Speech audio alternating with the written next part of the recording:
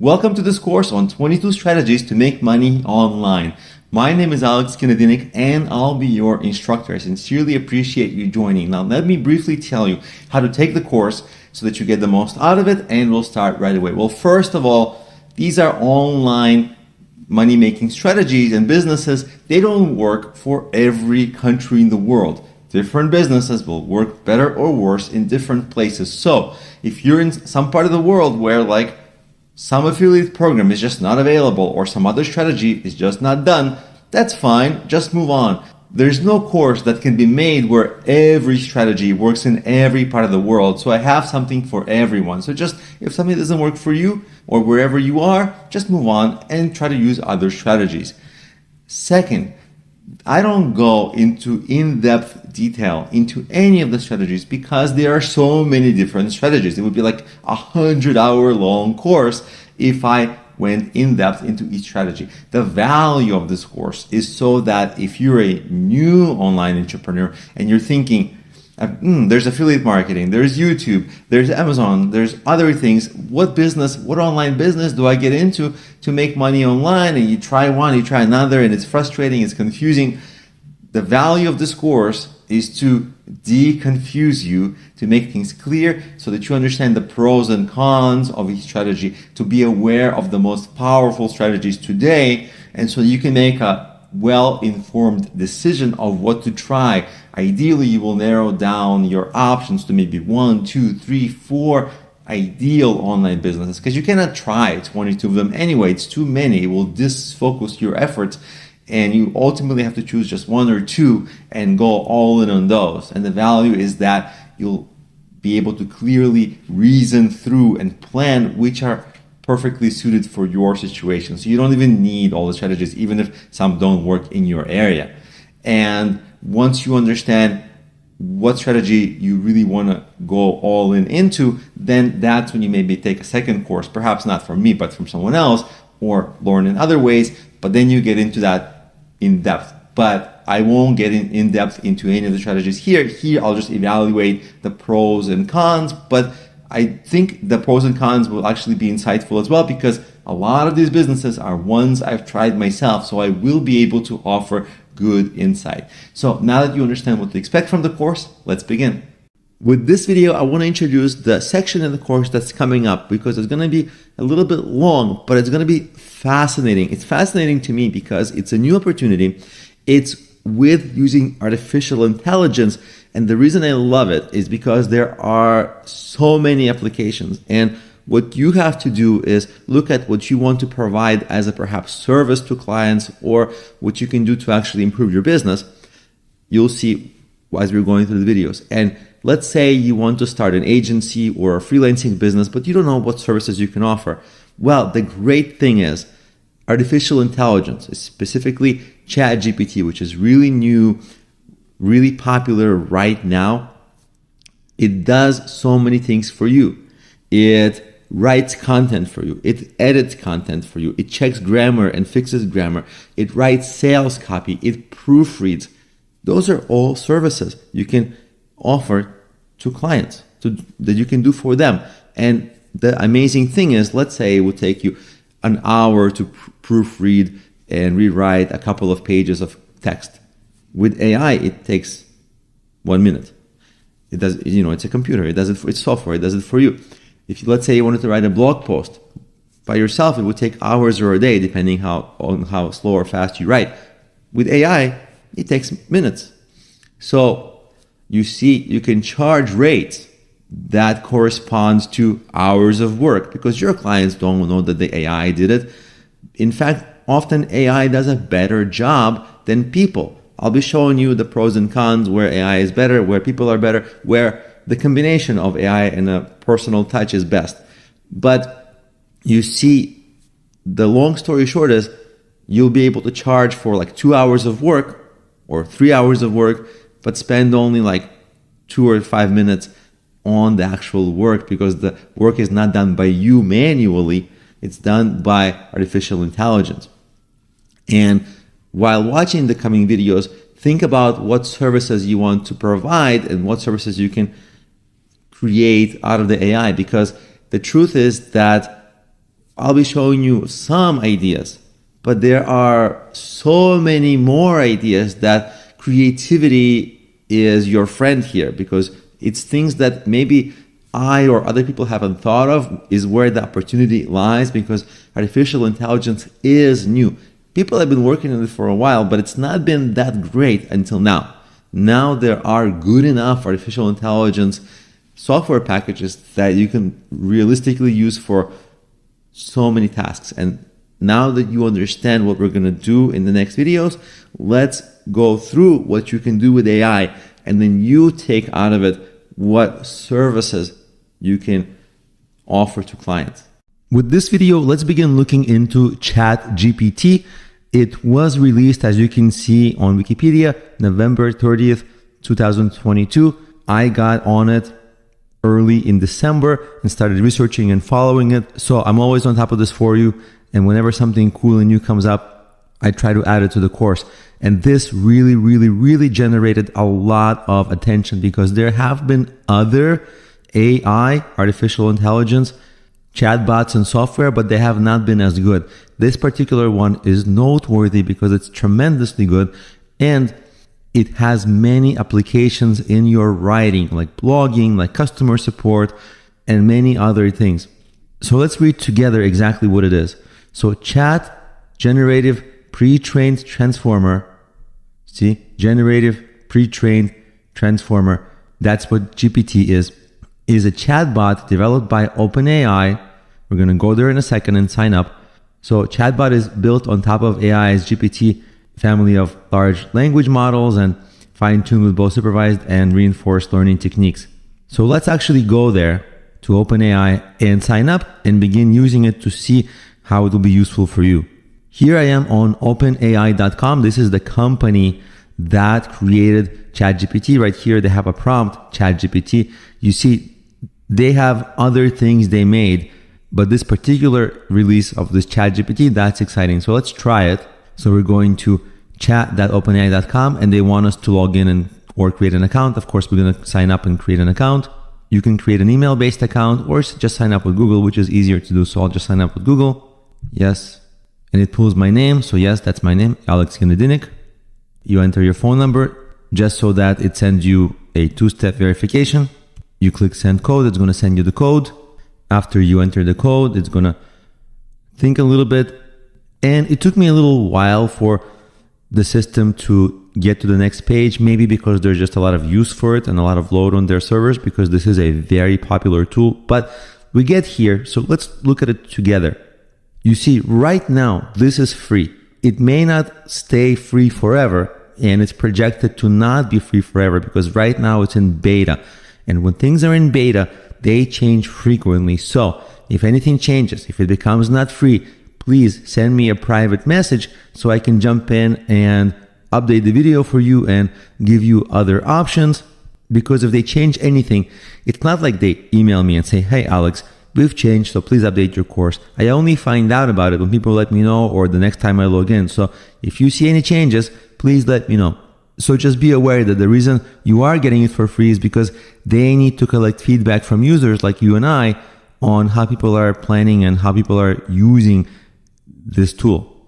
And very importantly, while there are safeguards in place, right here, the system may occasionally generate incorrect or misleading or offensive information. So just forgive it, because it's not like a person is replying. It's really a software that's replying to you. So now that we understand this, let's press next. They also want you to be aware that any conversation may be reviewed by human reviewers. And they also want you to be aware that you should not share any sensitive private information, like passwords or anything else that's private. So having looked at that, let's click next. Now they also tell you that they have a community where you can give feedback, and they have a Discord server. You can click on it. It's basically like a chat area. You can accept the invite. They give you a little prompt. You close it, and you see there's a chat going on. If you've never used Discord, it takes a little bit of getting used to it, but basically it's just chat. We're not here for this chat. This is chat with people, with other users. But let's get back to our setup process here and say done. Once you've said done, you can start using this software. Before you start using it, they want you to know a few things about it. the kinds of examples that they have pre-made for you, what it can do and what it cannot do. Like we already covered, it may not always have the right information or accurate information. It may occasionally give harmful instructions, and it has a limited knowledge of a world and events after 2021. But the interesting things that it can do is that it can remember what you've said earlier in the conversation and allows you to even correct it, right? So now that we're all set up, in the next video, let's try to use this software. Now let's actually begin using ChatGPT and see, first of all, if it makes sense to us. Like if we ask it reasonable questions, like what is considered freezing weather? It's factual. We can type it here on the bottom. What is considered freezing weather? And we'll just say yes, and we'll see what it says. And you see it's writing as it goes.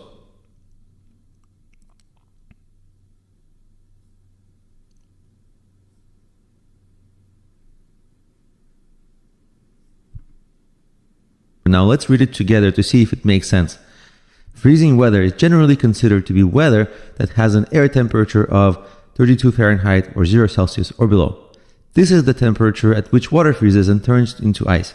So this, like if you were to ask me, I would not be able to give you such a precise answer. This is much better than a human, unless you're a chemist or a scientist and you work with this all the time. However, the actual definition of freezing weather can vary depending on the context and specific conditions being referred to. Interesting. Now it's getting subjective a little bit, which is really fascinating. For example, some people may consider any temperature below 50 to be freezing, right? Because people use that as a common figure of speech. Oh my God, it's freezing, but it's not technically freezing. While others may consider temperatures below 20 to be freezing. Ultimately, what is considered freezing weather is largely a matter of personal perception and can be influenced by factors such as wind, chill, humidity. Cool. So this is a very broad, great answer. Far better than any person I know could say, because this gave a technical, scientific answer. It gave a subjective, humorous answer, and it also gave other contexts, right? Because we're not living in a vacuum. We're not living in a box or a tube, in a scientific lab. We're living in the real world where weather and how things feel to us depend on wind chill, humidity, and amount of time a person is exposed to the cold. Amazing, right? Very detailed answer. Now, this is weather, and you can probably fetch content like this from something like Wikipedia. But let's give it a complicated question and see what it does. Let's say, what is beauty? This is a question that's never been precisely answered in philosophy. Many philosophers tried, starting from Socrates 2,500 years ago, but no single answer has been universally satisfying. What is beauty? Let's ask and see what happens. So I'm going to just search here, and it's going to think a little bit. Let's read it together. I'm excited. Beauty is a complex and multifaceted concept that can be difficult to define. Yeah, of course. In general, beauty refers to the qualities that are pleasing or attractive to the senses, especially to the eye. This is debatable, by the way, because you can have beautiful feelings. People can be beautiful because maybe they're inspiring, not because they're good looking. So this is actually where this can be philosophically challenged, right? But this is hard. And of course, we know beauty is inside of you, right? Those kind of nice things to say and think. But let's keep going. These qualities can include physical features such as facial features, body proportions, skin texture, as well as more abstract qualities such as symmetry, balance, and proportion. So it's talking about people being beautiful, but what about music being beautiful? So it's a little limited so far. Beauty can also refer to qualities that are pleasing to other senses. Oh, now it's interesting, right? Such as pleasing aroma or soothing sound. Okay. Although soothing sound is not the same beauty as, you might say, a song that really touches your heart. Not with its sound, but maybe a song like Bob Dylan's poetry. Like some of it might actually touch your heart and give you a feeling of catharsis, which kind of changes how you feel and changes your emotion. Right now, we're just talking about soothing sound. Again, it's Maybe it will get more complex in a second, but this is at a sophisticated enough level that it's good, but it's not a sophisticated enough level that it's world class. Although the more logical answer about the freezing weather, I felt it was satisfactory. Although I'm not a scientist, I have read a lot of philosophy, so I know about beauty a little more than the average person, so I can challenge this AI bot a little more on that topic. Let's see what's next. In addition to physical qualities, beauty is also associated with inner qualities. Okay, such as kindness, intelligence, and compassion. Okay, now you're getting interesting, right? This is just what I was kind of talking about. Some people may find inner beauty to be more important than physical beauty and may value qualities such as a person's character and personality over their appearance. Okay, so that's just exactly what I mentioned. So this thing is smart. Although, when I read it, it reads a little bit like a textbook. This is the first thing. This is the second thing. This is the third thing. It doesn't read conversationally yet. Maybe it will do that. It reads very professionally, but it doesn't read like it has a unique voice, which a human would. So let's just read the last paragraph here.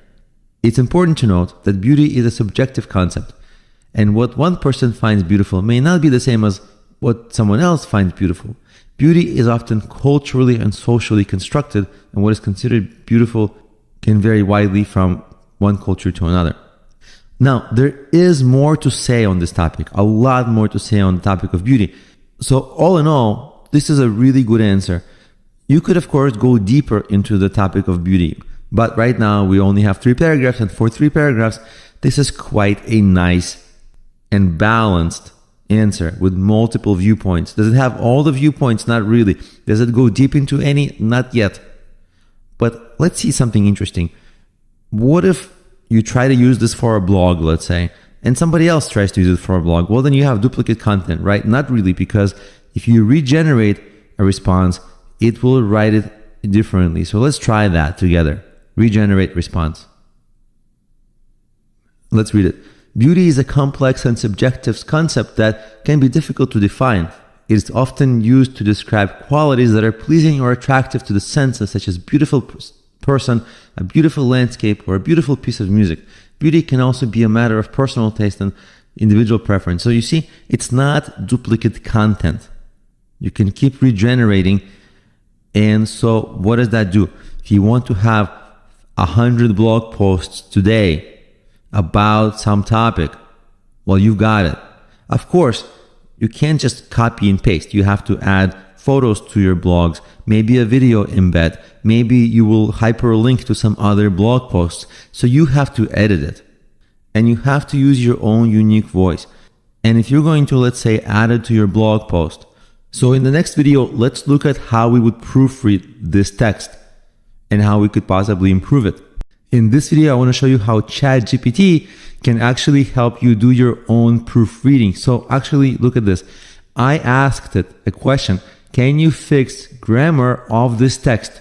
And I purposely gave it some incorrectly written text with grammar errors that I added. And the grammar error that I added was, I went to a soccer game, that's a complete sentence, and I saw the game, that's a complete sentence. It was a good game at the end, that's a complete sentence. So this is a run-on sentence that has to be fixed. There's a number of ways you can fix it with correctly using commas, like putting commas after the word game, 2 times actually. I went to the soccer game, comma, and I saw the game, comma, it was a good game. Or you can put a period after the second instance of the word game, or the first instance of the first game. There's plenty of ways to fix this. And then I asked it, hey, can you fix it for me? And it said certainly. So I like how it's actually polite. Nice flair. And here's what it wrote. Here's the fixed version of the text. I went to a soccer game and saw it. Saw it is not a complete sentence, so we don't need a comma after game. Then they put a period there. And then at the end is, it was a good game. That's a complete sentence. And it's fine on its own. So they fixed it. So if you ever want to proofread your writing or make sure that your writing has good grammar and you don't want to rely on yourself, you can give it to this AI. But you can do a lot more than proofreading and editing. You can change the tone. For example, here's what I asked it next. Can you fix grammar of this text and make it sound happier? So I gave it the same starting sentence, So now it's going to sound happier. It said, I had a great time at the soccer game. The game itself was really exciting and enjoyable to watch. So let's say we want to do an experiment. Let's say we want to ask it to sound professional. Okay, let's open a new tab, and instead of asking it to sound happier, we're going to change what we're asking and make it sound, instead of happier, professional. And let's see what it does. It's a lot shorter. I attended a soccer game and observed the match. It was an enjoyable game. Okay, this soccer example, maybe it's just about soccer, but let me give it some text that is a little bit loosely phrased so that you can, let's say you're writing some business email or some business communication and you just want to make sure, hey, is this professional? Let's see how it reacts. So here's the next thing I asked it. I asked it, can you fix grammar of this text and make it sound professional so it can be used in a business setting? And the writing I gave it is, I did all the stuff the client asked. Can I go home early, or is there anything else you'd like for me to do? This was a fun project. So let's see how the AI rewrote it. It said, I have completed, not I did all, but I have completed all the tasks that the client requested. I liked requested instead of asked. That's a nice touch here. And then, is it possible? I like that nice phrasing. Is it possible? It's a little more sophisticated than just directly saying, can I go home early? So you say, is it possible for me to leave early for the day? That's kind of nice, to leave early for the day. It may be not having an economy of words, but it's a nice flair here. Or is there anything else that needs to be done? I like the sensitivity of, is there anything else that needs to be done, as opposed to, or is there anything else you'd like me to do? You'd like me to do, maybe it's kind of too direct in a sense. I think this diffuses things a little bit. Anything else that needs to be done at all? Not something that the boss necessarily needs you to do, because then maybe the boss will think, well, I need you to do this. Why didn't you know ahead of time? So it kind of just diffuses that. Maybe we're splitting hairs here a little bit, but I find that the AI suggestion is a little nicer. And then the AI says, overall, I found this project to be enjoyable. I like enjoyable versus phrasing it like this was a fun project. A fun project, that's something kids think things are fun, right? Adults, professionals, enjoyable is just a little bit more sophisticated. And with the idea of sophistication, I asked it to make things more sophisticated. Let's read something like this. So I asked it to examine the same text, but I asked it, can you make it sound extremely sophisticated? And so here's what it did. I have completed all the tasks requested by the client. Okay, nothing so great here yet.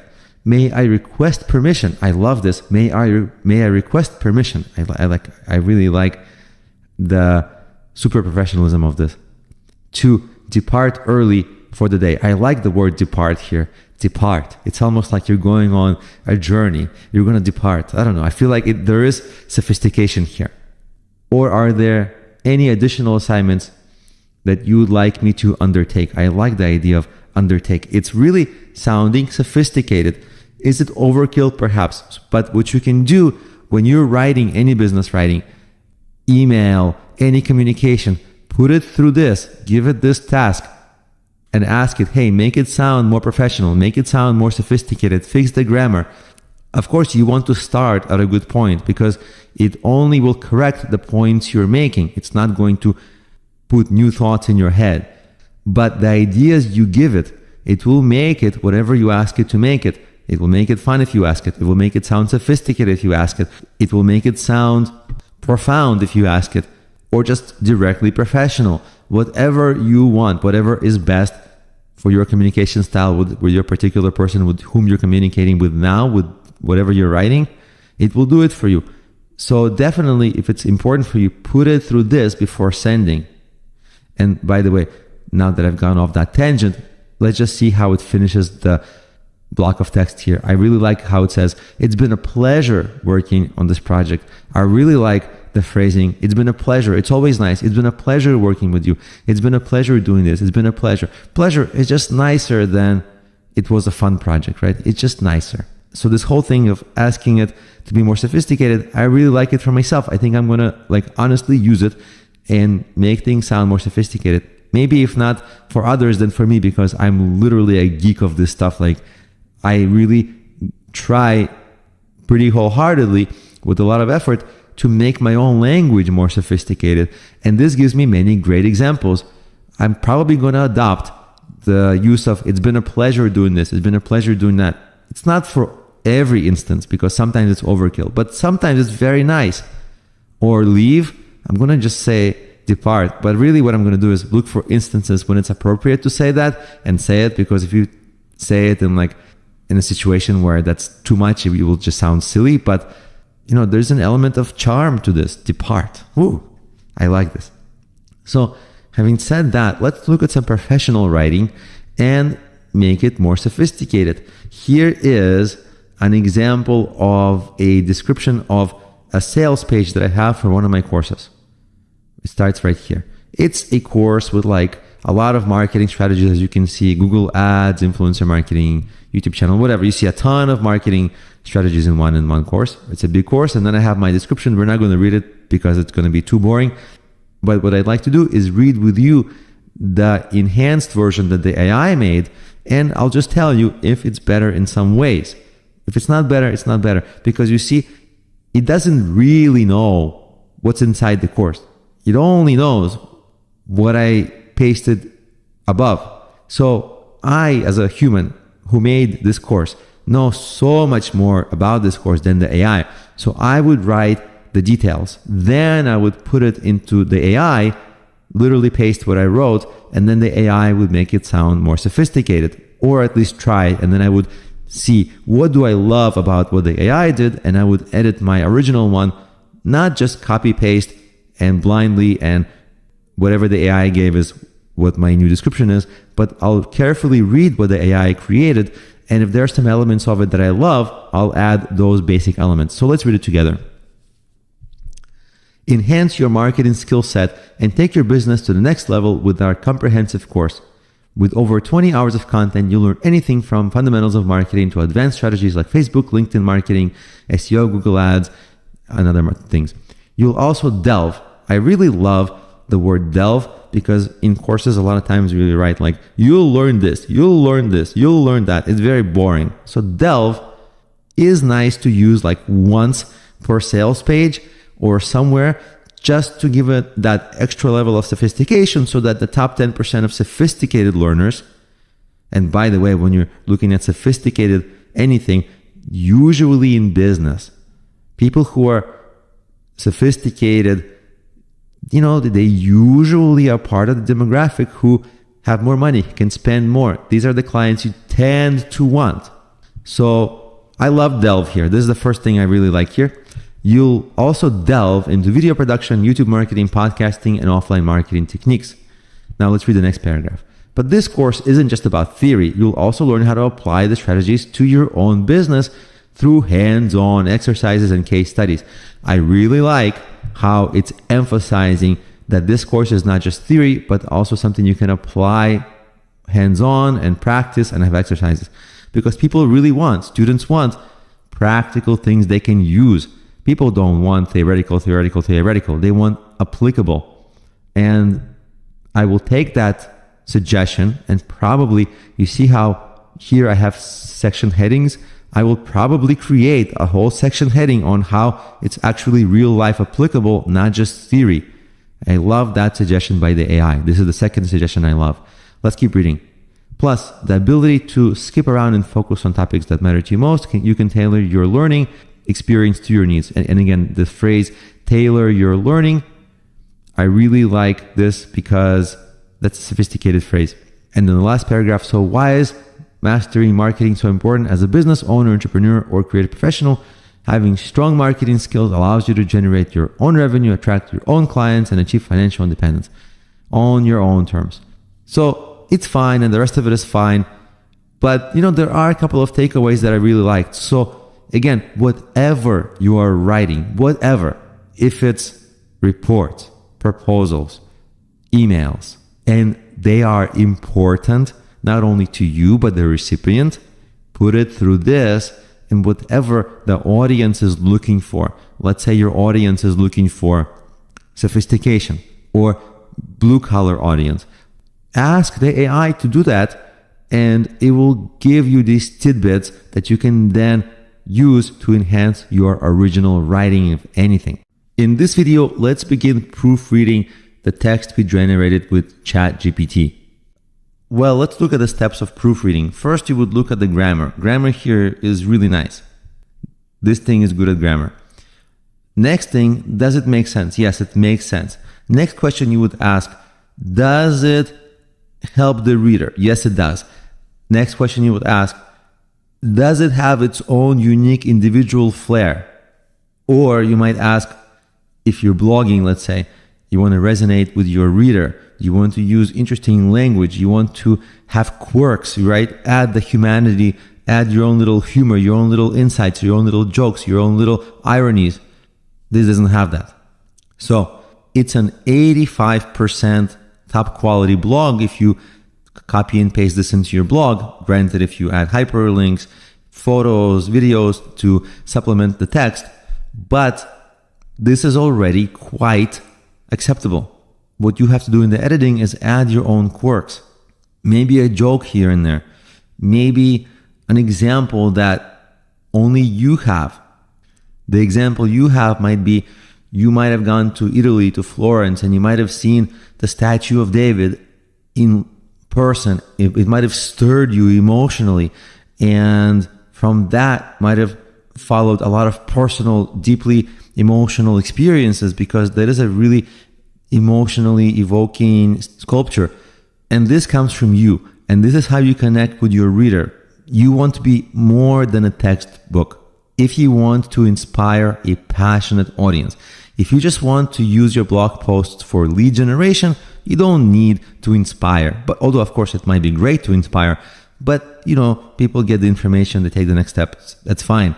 But let's say you have a passion project. For example, for me, I have a passion project. I have music. So it's touched by a song.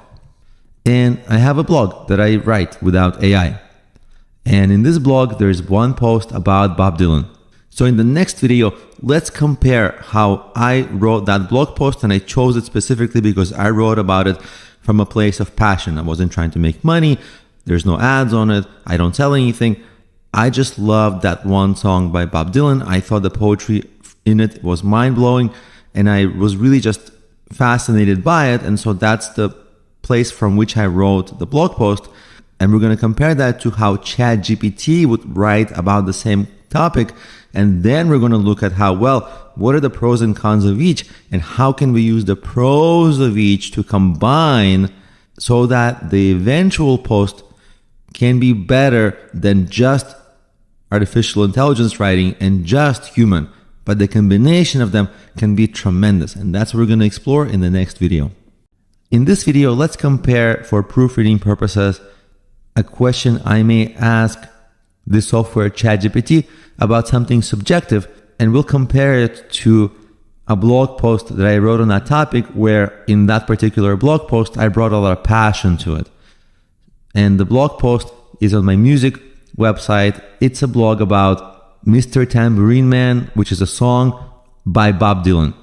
And so let's click on that. And you see in my blog, I have an embedded video, and I go through that particular song lyrics and I give a lot of analysis. So we can copy the title of this post and we can add it to our chatbot AI here and see what it says. And maybe we can just rephrase the title, so we'll ask, provide a lyric and poetry analysis for Mr. Tambourine Man song by Bob Dylan. Let's see how it does it. Okay, it gave us a lot. We already know it's going to have good grammar. We already know that it's going to make sense. At least that's the assumption. What we want is, does it have the human flavor, the human element? Because if we're writing something about something we're passionate about, this is where we really resonate with our readers. And so we want to see whether this can match that. Mr. Tambourine Man is a song written by Bob Dylan and recorded by him and his band in 1965. The song was released as the lead single from the album Bringing It All Back Home and became one of Dylan's most popular and influential songs. The song has a dreamy... Okay, now this is the analysis. This is just not analysis. This is just the information, details about it. The analysis is the song has a dreamy, ethereal quality to it, with Dylan singing in a surreal, almost hypnotic style over a simple folk rock style guitar melody.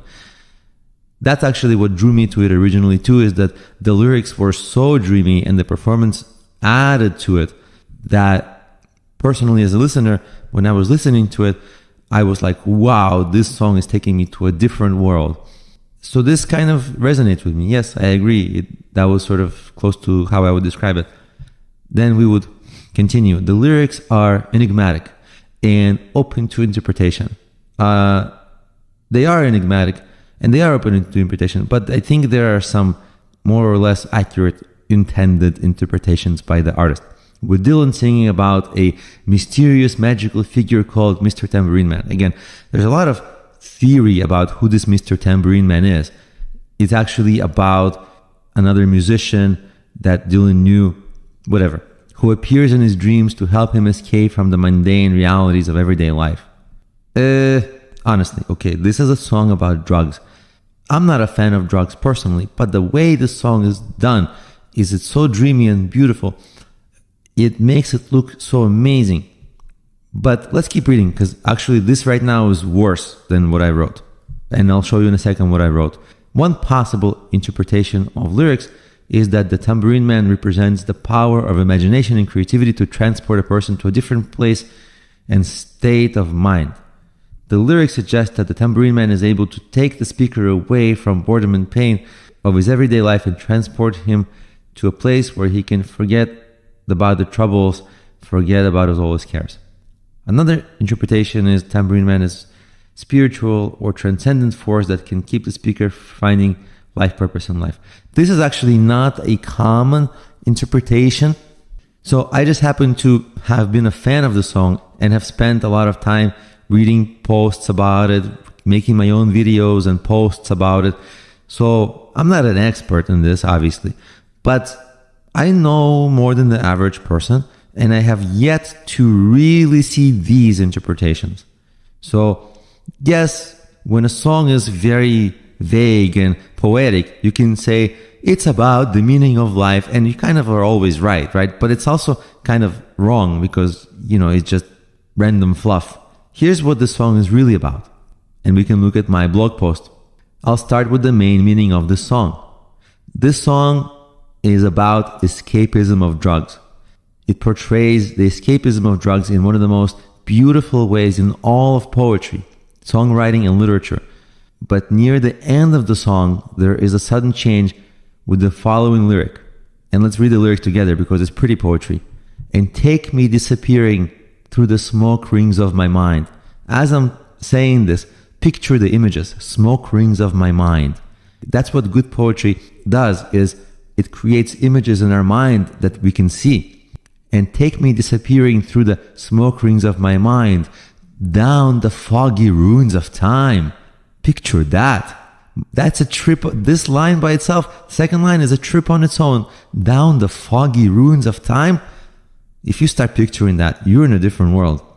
Far past the frozen leaves, the haunted, frightened trees, out to the windy beach. And look at this next line. Far from the twisted reach of crazy sorrow. The twisted reach of crazy sorrow? Imagine in your life when you've had crazy sorrow. And imagine that crazy sorrow had a twisted reach. You keep getting away from it. It keeps finding you. Yeah? And this is the escapism of drugs, right? Take me disappearing down the smoke rings of my mind, down the foggy ruins of time, through all these things, far past the frozen leaves, the haunted frozen trees, out to the windy beach, to a beautiful place, far from the twisted reach of crazy sorrow. This is how the song ends. It's beautiful until we know why the person is doing the drugs, and we feel compassion, like we feel for them, we feel for ourselves, because we can all know, even though in daily life we're all like, we are strong, we are never in sorrow. Everyone's been in sorrow, right? It's human. That line, woo, to end it like that, right? And this is where I wouldn't write about it and I wouldn't put a focus on it. And there's a lot to this post, but I just don't want to make this video super long. If you'd like to get more into the song, it's on YouTube, Mr. Tambourine Man by Bob Dylan. Listen to it a bunch of times. Listen to the lyrics if you want to come here, read the blog post. I would love to hear your take on it. But you see, my point here is that the AI, it doesn't feel, it can't have a human element that resonates. But you see, if this appealed to you on a human level, like you're like, you know, maybe I've done, not drugs, but any vice you have, right, is a little bit of escapism from the daily grind, the daily challenges, and everyone has daily challenges. And let's say I saw this in this song, and let's say you saw in this song, and we connect on that superhuman level, the sensitive human level, the one that isn't sort of present in everyday life because everyday life is so stressful, but is always there underneath, and you actually really cherish and value it. If that's you, and if that's me, and if we connect on that level on this blog post, then oh my God, this is what makes writing not only good, but this is what gives writing a point, so that you don't write just for SEO purposes and lead generation, but you write to create something amazing for other people to share. Just like you might be if you're cooking a wonderful dish that you want for people to share and enjoy. So you see, I wanted to show you the limitation of ChatGPT. It will be probably at the 80 or 85% good about just about everything, but it will never be amazing on a human level. And you want to connect, and if you want to build an audience, a real audience who engage, you want to write passionately. Less perhaps, but you want the quality of the writing to be tremendous. If you want to just crank out 100 blog posts in one day, you could do that. You could do that. And this is the power of ChatGPT. You can create 100, 200, 1,000 blog posts about Bob Dylan, every element of his song. What's his most popular song? What's the second most popular song? What are the analysis of each? What are the pros and cons of each? There's a million topics, and you can have them all on your blog overnight, essentially. And it will be pretty good, but it will never be great. Now, how to make it great? While you're editing this, go through it and add human elements to it. And one argument can be, well, if you do that, why don't you just write from scratch? And that's a valid argument. But the best post, the best post is when you take all these factual things that, you know, as a regular person, it's not like I have this in my memory, like when this was released and what album this was on and how he recorded it and all the details. I just don't have all that in my memory at any single time. So the blog post I write, you know, it's good because it's written by a human, but it's also bad because it's written by a human. I just don't have all these details in my memory. But now that you would have all these details and you have yours, the merge of these would be not just amazing, but it would be the best blog post on a topic. So what's my recommendation? My recommendation is, if you want to write something amazing, like truly amazing, that you can maybe want to have sections of a book that, and you want to take a bunch of blog posts, they're basically sections of a book if you want to write a book. Now, if you want to write something tremendous, write as a human first, and then see what the AI might add. And then when you're editing, make your final draft the compilation of these two. And then you'll have something better than AI can make, and something better than a human with feelings and emotions can even make. So that's how you use Chatbot GPT for multiple purposes. If you just want to crank out a ton of content, you can do that. It will still be good. But if you want to crank out less content, but the level will be tremendously amazing, then you spend more time editing and making sure that it has the best of both worlds. In this video, I want to show you how this artificial intelligence can write sales copy for you, basically creating landing pages and sales pages without having to write anything yourself. And by the way, you can of course offer this as a service to others, because other people don't know that AI is doing it for you, and this AI is doing it much better than some human copywriters do. So look at this dialogue I had with this artificial intelligence. I said, write a sales page for a business plan book. Of course, it's a vague question. And it actually asked me a question to clarify. It asked me, are you looking for a sales page for a specific business plan book or a hypothetical business plan book? And I gave it my book. The book, I have a business plan book that I wrote. It's on Amazon, and I already have a description for it. Right here, if you click read more, there's a description. Okay, it's one that I wrote. It's detailed. It has a bunch of sections, etc. I worked a lot on it, obviously because I'm trying to sell the book. On the other hand, I'm not perfect, and I can always use ideas. So if I click here, you see I gave it the link. That's all I gave it. And then it fetched the link, and then it said, sure, here's a sample page for a business plan book you provided. And then it literally wrote a new description for me. Now, should I just copy and paste it? No, because I already have one that I worked on hard. But what I should do is read it carefully and see if there are any elements here that I think are better than my current description. And if there are, then of course I'll edit my current description to include the good points made here. And of course, as the author, I know the intricacies of my book. So this description did not ultimately come out in a way that I think is better significantly in parts than my own. But let's say you're doing this for a client, copywriting for a client, and you don't know the intricacies of the book either. This level of copy ends up being very good. Let's read it together just so you can see the quality. Welcome to this ultimate guide to creating a winning business plan. I think that's kind of good. Starting a business plan can be overwhelming, yes, but having a solid plan in place is essential for success. Yes, that's where our business plan book comes in. This copy is actually decent copy.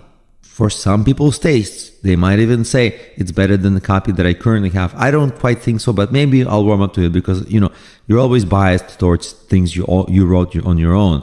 But maybe somebody unbiased might say, hey, this is way better than yours. And I won't bore you by reading the whole thing, but I wanted to show you that the copy here is well written. It is good. Like it's written at an intermediate or advanced level if you consider a person not really knowing the intricacies of the book. Like this AI never actually read the book. It doesn't know what's inside. It doesn't know the intentions, the reasons, the differentiations of this book with other books. So it had to go kind of on surface information, but with the information it had, it did a tremendous job. So if you're looking for help with your own sales copywriting for your own landing pages, or you want to sell this as an additional service to your clients, or the main service to your clients, boom, you have a business. Not only you have a business, but it takes like 5 seconds to actually create this content. Whereas if I had written this exactly on my own, it would take me 15 minutes because I would have to write it, then I would have to edit it, and I have to look it over and over. Then I might need a break because it's kind of like mentally intense work. And because I'm a human, I would make some errors. I would have to catch anyway, 15 minutes, perhaps maybe even an understatement. So imagine you charge for this whatever you charge, but you're literally spending a few seconds on it, or maybe a couple of minutes because you have to read it yourself as well. But just a couple of minutes compared to 15 or 20 minutes. So that makes it a very profitable service to upsell, just like all the writing services that include AI, because you no longer have to do the writing and you have to do very little proofreading and editing. So you're spending 1/10 of the time, but charging exactly what you would charge per hour or per project usually. Let's start the course with something very simple, a service that almost anyone can do that you can make up to 6 figures a year or more. And you'll laugh because it's dog walking, dog sitting, home sitting, pet sitting, that kind of business. But give me a second and I'll explain to you exactly how to do it. So there's a website called rover.com. It's in North America, maybe in Canada, maybe in Europe. It's not everywhere in the world, and it doesn't matter if it's not operational where you are. It's just a good option for those places to get clients for, dog sitting, dog walking, all those kinds of things, doggy daycare. And these are things that almost anyone can provide who likes animals. Now, Rover is not the only way you can promote this service. Most people search Google for this kind of service. For example, I just searched dog walking in New York, And people do the search in every city of the world. So no matter where you are, this is a need. Well, in maybe, let's say, 99% of places. And you may or may not run ads like here. It's optional. But you can post your service on a Google map like this through google.com/business. You can register there. It's free. And you can show up on this map. Then you can create a website. You see Rover also shows up here. And you can also sign up on these websites like care.com and yelp.com, which are local directories. And of course, Rover, Google search, Yelp, ads, and eventually word of mouth referrals and social media, of course. Those are all fantastic marketing strategies to get you to dominate or at least be one of the dominant dog walkers in your area. Now, when I said, how do you make 6 figures from this business? Let me explain now. Now that you understand how to promote this, how do you turn this into a big business? That's also, by the way, passive income. So at first, it's not passive. At first, you'd be the one who's doing the work, the dog walking. But what you really want to be doing is building up your marketing so that when people are researching dog walking, they're finding you in the ad, on Yelp, in these listings. You see, you have to be the one who's the most prominent one. Once you dominate this in your city, you do this very same process for the city next to you. And then once you dominate that city, you do that same process for the city next to you. So instead of New York, I would say maybe Queens, because right here it shows me Manhattan, a little bit of a piece of Manhattan.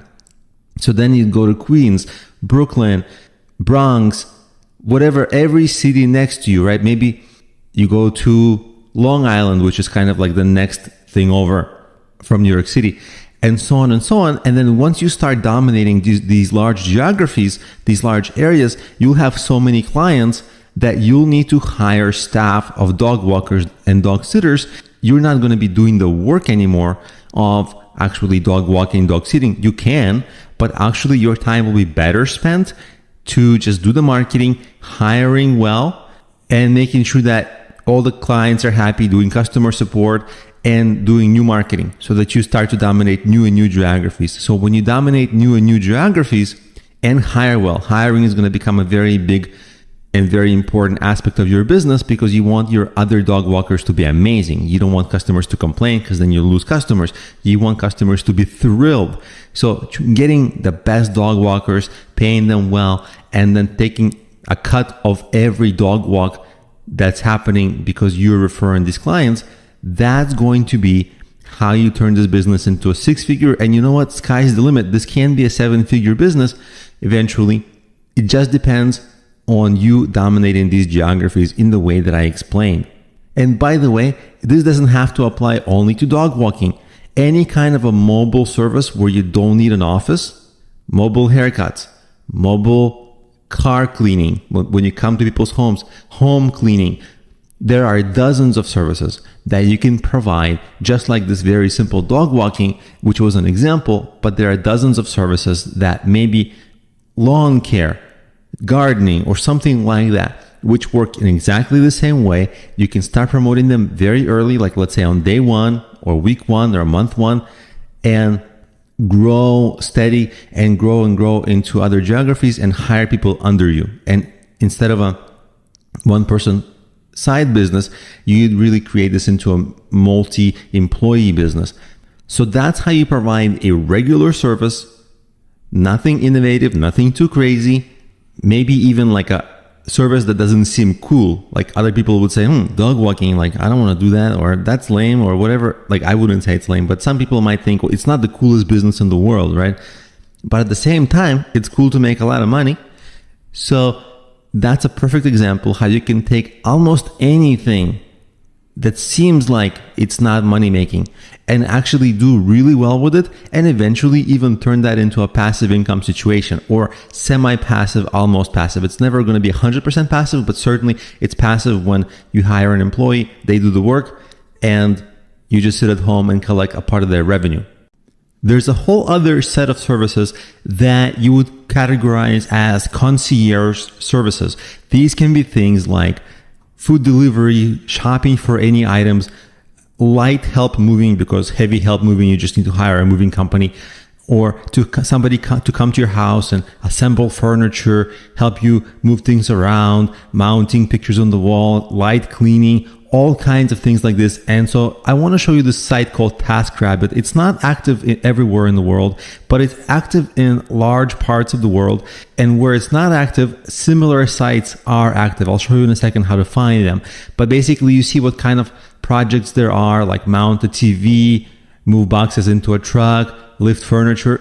These are things that you don't have to be skilled, and you can get hired and apply to these on day one and kind of just get these light jobs on day one. These are not long-term jobs, but I've had events where we needed some extra staff and we just hired people, to man the welcome booth. So there's all kinds of things you can do as a concierge and make a little money. It doesn't make a lot, but it makes a little money if you need money right now. And so that's TaskRabbit. It's perhaps the number one most popular such site for concierge services. Today, personal shopping is extremely popular, especially at the height of this whole COVID-19 thing. Personal food delivery shoppers were making something like $400 a day, I heard, as high as that. So for that service, there are mobile apps like Instacart where you can sign up and just shop for people and get paid. This is available in most places of the world. Wherever it's not available, different but similar apps and sites are. So how do you find what's available for you? Well, you really just go and search. So for example, personal shopper and concierge service, I would just kind of look for that, and I would find all kinds of apps that I can potentially use to gain clients for whom to do these light jobs. Obviously, I haven't tried all these apps, but if you're interested in this, try all these apps out.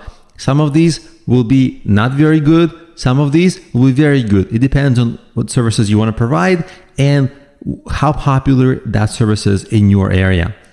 You can also do this on Google. You can do all kinds of searches like hire concierge and personal assistant in New York. The reason you want to do that, this is a search that a consumer might search. And in your case, you might do that because you want to see what kind of sites come up. You will see, because it's job related, a lot of job sites will come up. You don't really care for these unless you want those jobs, like, receptionist, concierge. Okay, if you want that, apply. But if you don't want that, what you're looking for is, Yelp. So a light should go off in your head and be like, I can sign up for Yelp and maybe people will find my concierge services. If we click on it, we just want to see how competitive it is in your area. So here it's not very competitive, right? People have 5 reviews, 2 reviews. It's not like they have hundreds of reviews. So you can definitely just get a couple of reviews, sign up, get a few reviews, and you're off, and you'll be one of the top concierge services on Yelp for your area, and you'll get a few jobs here and there. And you want to just browse the search results for sites that are like TaskRabbit competitors that are popular in your area. So these are the kinds of services you can begin trying to get hired for if you need the money now. On day one, you don't need a website, you don't need specialized skills, and in most places of the world, there's some demand for this. So this is good for making at least some money in the very near term. You might not want to stay a personal concierge forever, but this can get you by staying independent if you don't want to get a full-time job. In this video, let's talk about how you can provide services online, freelancing services. This is kind of similar to having maybe your own agency. Some people provide a wide variety of services. Some people provide maybe SEO services, design services, and these are services that you can provide directly or services that you can provide via an arbitrage model. I'll explain all this. The most common sites for online services, and this is freelancing and small agencies, can sell their services here. So Fiverr.com, which I'm looking at here, and something called Upwork.com. This is Upwork. If you can provide any kind of services like marketing, design, writing, any kind of help, there's a lot of things you can do. For example, if you look at the top level navigation, you can actually see all the possible things that people do here. Even if you don't have skills, there is kind of brute force kind of work that you can begin doing on day one. And you can actually sell a lot of things here, things that you cannot do even because, for example, let's say you can sell a service maybe from your site or from these sites for an expensive amount, then you can actually hire some cheaper people here to do these services for you or to help you with a large part of it. And you can still deliver the service that was purchased from you. So ideally you would do the work yourself, but long term you don't have to do the work. You can actually outsource right from these sites, and all you have to do is just make sure that whatever is bought from you is ultimately delivered with high quality to your clients. And Fiverr is more for like shorter term jobs, and Upwork.com is a little bit more for more technical, longer term jobs. So if you're just starting out with Fiverr and Upwork, I'd recommend you set up an account on Fiverr. You want to make your, what they call gigs here, services, they call these services gigs. You want to make your gigs relatively cheap in the beginning so you can get some activity, some initial sales. And then as you grow in your reviews, you'll be able to raise your prices. And even though you see sometimes people sell for, like it says, starting at $10 or starting at even $5, you see some people actually sell for a higher rate. Like these people start at $200, $700. You see, so it's called Fiverr because back in the day it used to be on like $5 jobs, but obviously now people can make a lot more. And even the person who's selling for $10, if you look at this gig, when you look at it, you see it starts, the basic one starts at 10, but then there's all kinds of upsells, 20, 30, and then there's even more things that they sell. And this is essentially something you can sign up for right now, start playing around with it. Obviously, people don't succeed on their very first try, but that you can succeed once you start learning the ins and outs of it. In this course, we don't cover the ins and outs of it, but it is an option for you on day one. If you're able to provide some services or if you're willing to hustle a little bit, this is a great place. And you can see this particular person has over 5,000 orders. So they're making a significant amount of money. And some people here, they're making 6 figures plus, and it's not out of the question to make multiple 6 figures a year, but that's long term. Once you've got your business perfected, once you're dominating in your niche, all that. But in the beginning, you can make an extra side income here, no problem. I want to introduce you guys to a pretty cool site. You can make money by renting out your car. Yeah, like you can really rent out your car. These guys, as you can see, have an app, and basically you list your car. They're not available in all areas, so you have to check if they're available in your areas, but it's getaround.com. You basically list your car, and other people will rent it from you and pay you, right? So here are some car listings that you can rent. You can see their listings, and you can make up to, they advertise you can make up to $10,000 a year, which wouldn't be very bad. Of course, depending on your car and depending on your area, this would differ, but certainly worth taking a look into it if you're not afraid of renting out your car. And you can get insurance and all that kind of stuff. So, but they do promote themselves as, you make extra income by renting out your car. So if you have a car to rent out that you're not afraid to rent out to strangers, this can be a pretty easy way to make money. In this video, I want to introduce to you a site like prosper.com, where this is where individuals like you and I can give out loans to other individuals who are trying to loan some money. Otherwise, they would be loaning money from a bank. Most banks say no, so individuals with different credit ratings go to a site like Prosper and crowdsource. Let's say they need a $100,000 loan. They take $1,000 from you, $1,000 from somebody else, $500 from somebody else, and so on, and they get to their full amount. Now, there is some risk involved here because obviously the person borrowing money from you can default on this. But overall, it's generally safe because, first of all, a lot of people do it successfully already. You see there's $17 million borrowed, they claim. And if most lenders were losing money, this model just wouldn't work for them. So you can trust their shared experience, but do know there is some risk, but you can make your money work for you here at times better than the stock market. At different times, they've shown the average return is 6%. My friend and colleague, Nick Loper, who also helps people identify ways to make money online, has tried this for himself. And even though I don't use it, I trust him. And he said some select loans that he gave out earned him 10%, which you'd be lucky to get that in the stock market. Obviously in the stock market, people dream about earning thousands of percent return, but most people would be lucky to get a 10% return overall across their entire portfolio. That's considered a win. And so that's what you can do also in this case with arguably less risk. Who knows, maybe equal risk, but it's simpler and it's accessible to everyone. It doesn't require trading or stock market knowledge skills. So what you would do is you would go and you invest and you just go and get started and see if it's for you. Obviously, it's not available in every country in the world. There's a lot of restrictions. You'll have to see.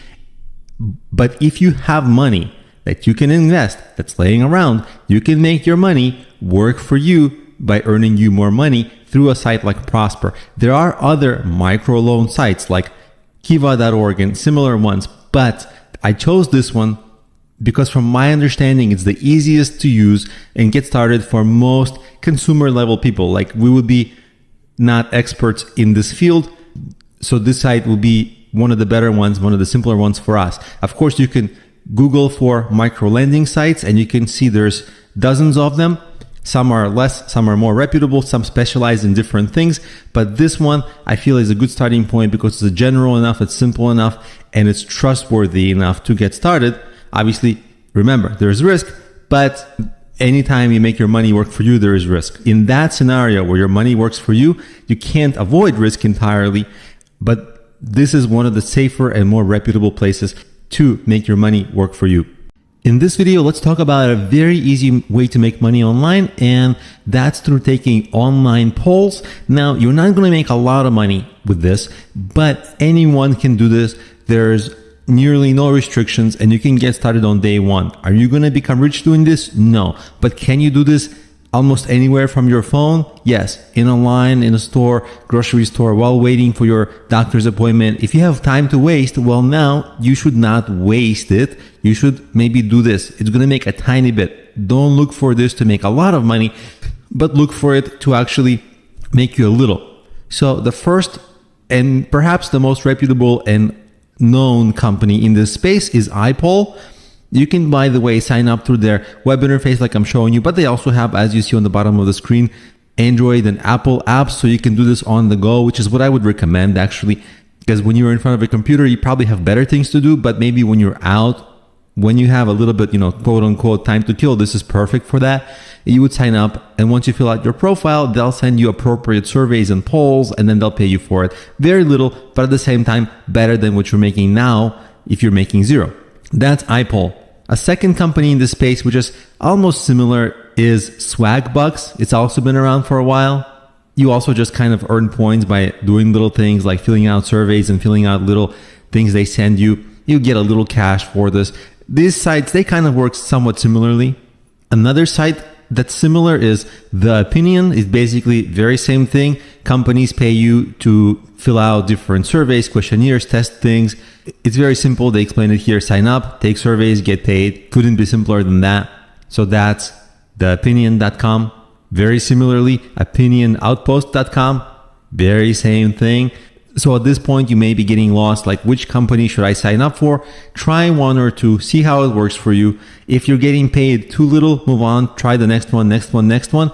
Likely for wherever you are in the world, for your profile, different surveys and needs will come up.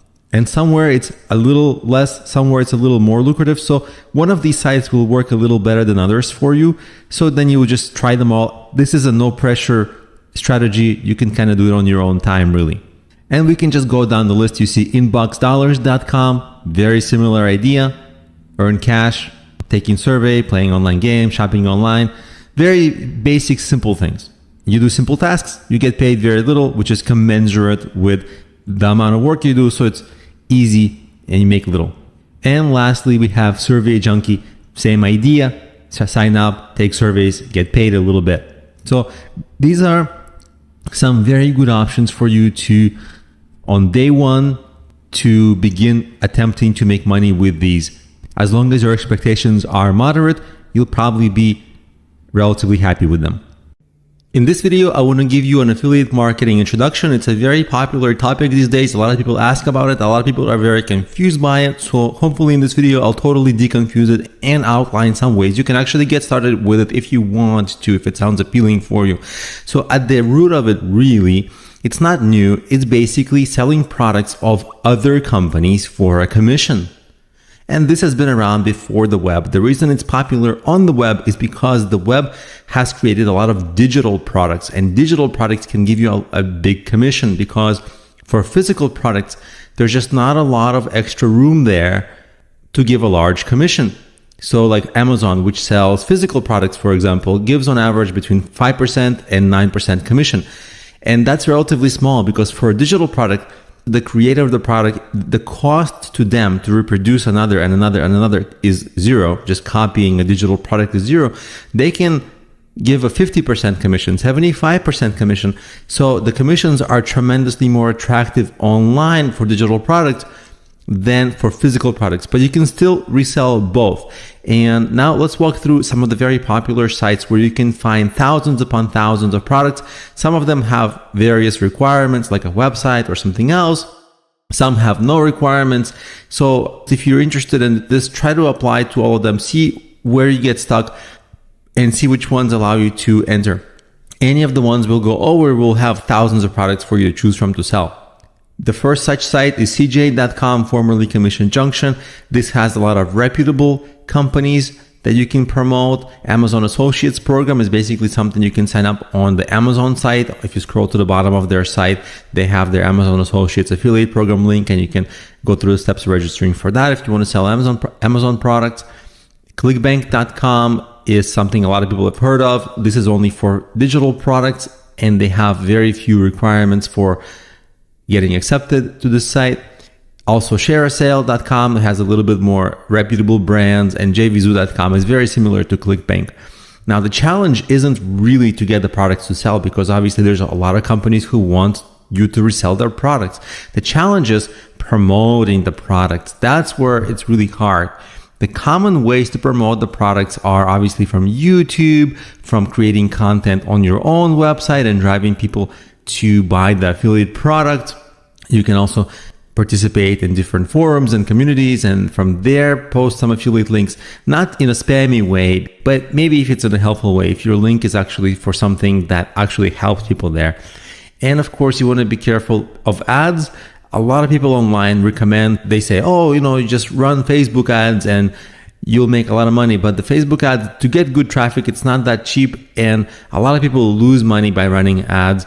So I'm very conservative about recommending ads, actually, because I don't want people to just go out and plow into this and just lose money. So I'd say be careful about running ads.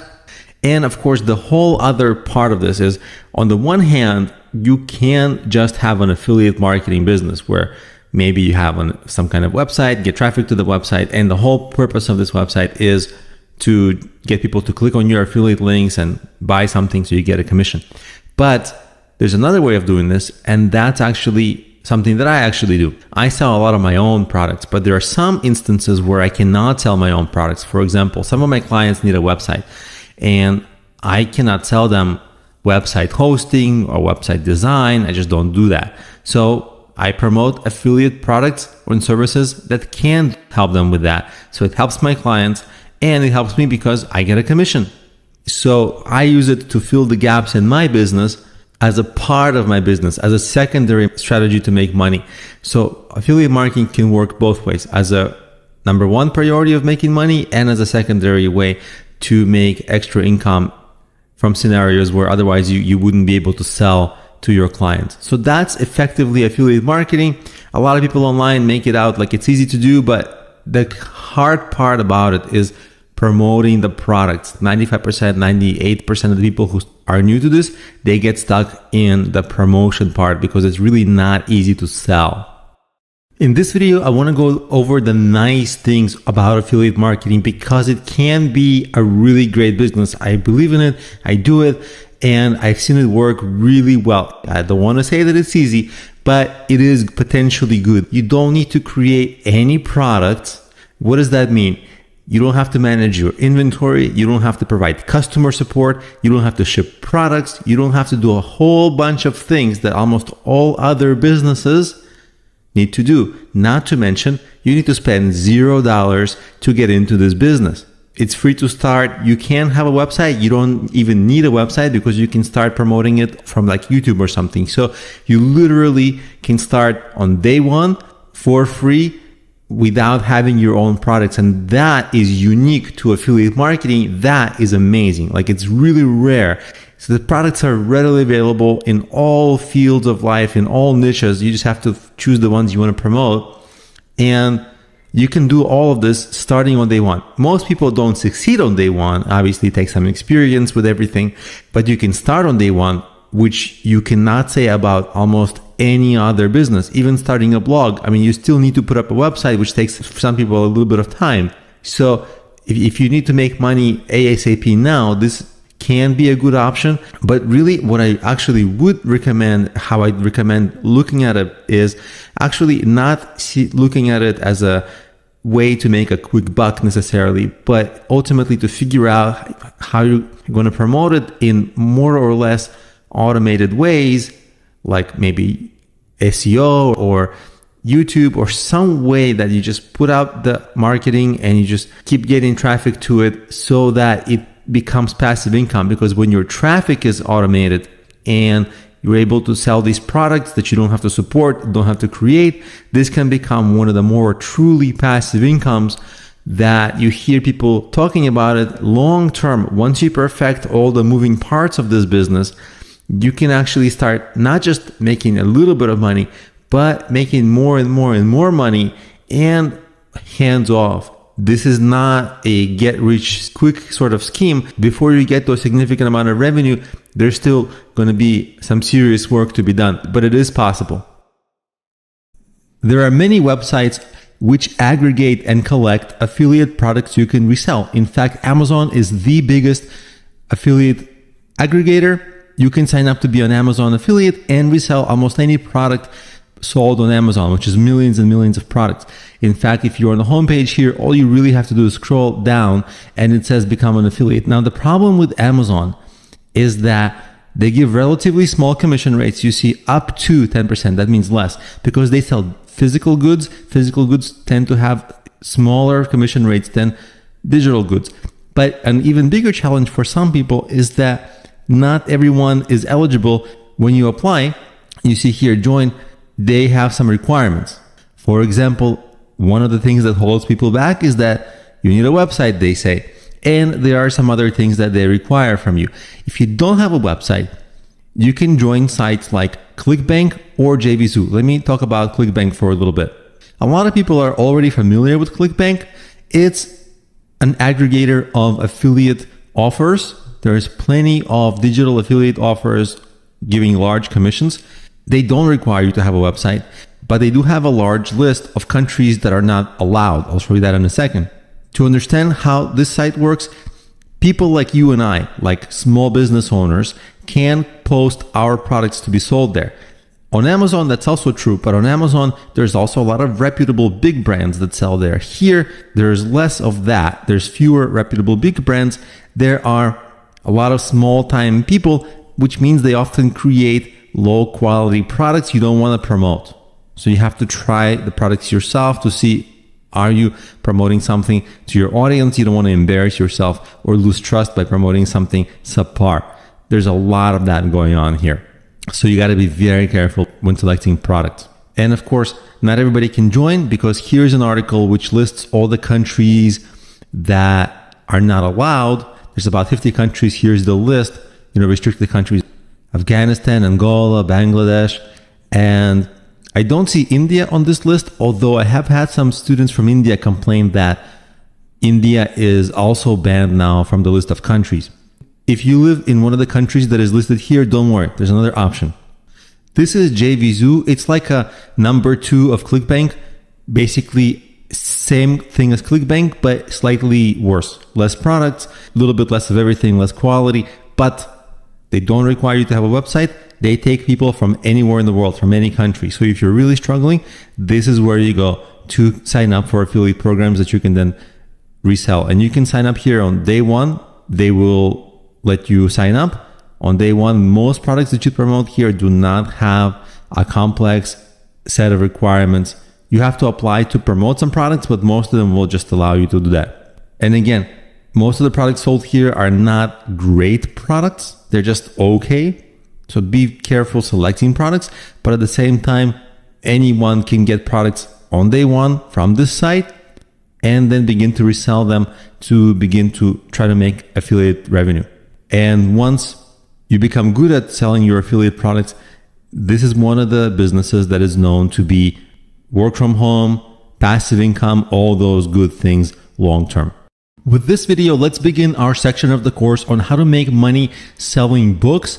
You might think, well, I don't want to write. I don't know how to write. Well, this is going to be for people who like to write. And even if you don't like to write, or even if you don't want to write, in the coming videos, I'll be showing you how you can write books by optimizing and outsourcing parts or all of book creation. So don't worry about the book creation, which is usually what prevents people from having books. Part of book creation is talking to a voice recorder and a transcriber and then having the book edited. And then once you have it edited, you'll be able to sell your book on Amazon. Right away, it will be on the paperback and Kindle, Apple Books, Google Play, Fiverr.com. I even sell my Kindle books on Etsy, believe it or not. Not many people know that you can sell it on Etsy. So that's what we'll cover in the coming videos, how to get into selling books for anyone. Because self-publishing is a very accessible field now thanks to Amazon. And even though people are reading fewer and fewer books, they're still reading a lot of books. And there's a plateau in the decrease of readership. So it's not like you're going to become a billionaire with books, no. But at the same time, it's still a very good way to make passive income, where you only have to create the book and then you sell it on Amazon, you sell it on all these sites. The sites do a lot of the work for you. So it's still a fantastic way to make money online passively. So with that, let's get started digging into all the strategies.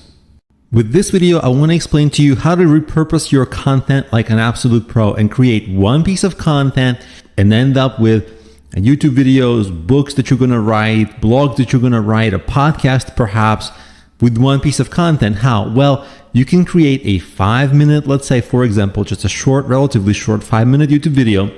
And if you don't want to get into videos, you can just record your voice and use a software that transcribes your voice into text. But videos are generally kind of king because videos have audio. The audio can be taken and transcribed into text. So I know we're talking about books now, but at some point in this course, we're also going to be talking about video courses, YouTube. So this is all inclusive. These are going to be strategies you can use for videos, video courses, blogs, books, everything. So let's start at this highest level. Let's say you do make YouTube videos, where, remember, you don't have to make YouTube videos, but let's say you do. Well, what do? You take the transcription, edit it, and turn that into a blog post. So now you have a YouTube video and a blog post for each video. But each such little piece of content, each such blog post can become a subchapter in your book and can also become a podcast episode because you can take the audio and extract the audio and make that into a podcast episode.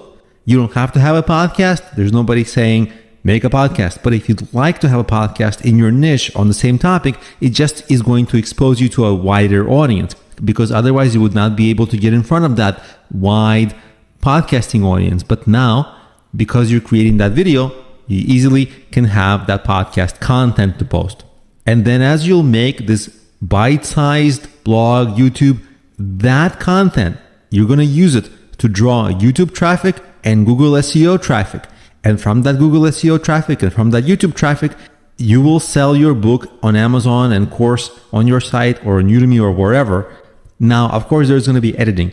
A blog post isn't going to be a perfect subchapter. So there's going to be a little editing here and there.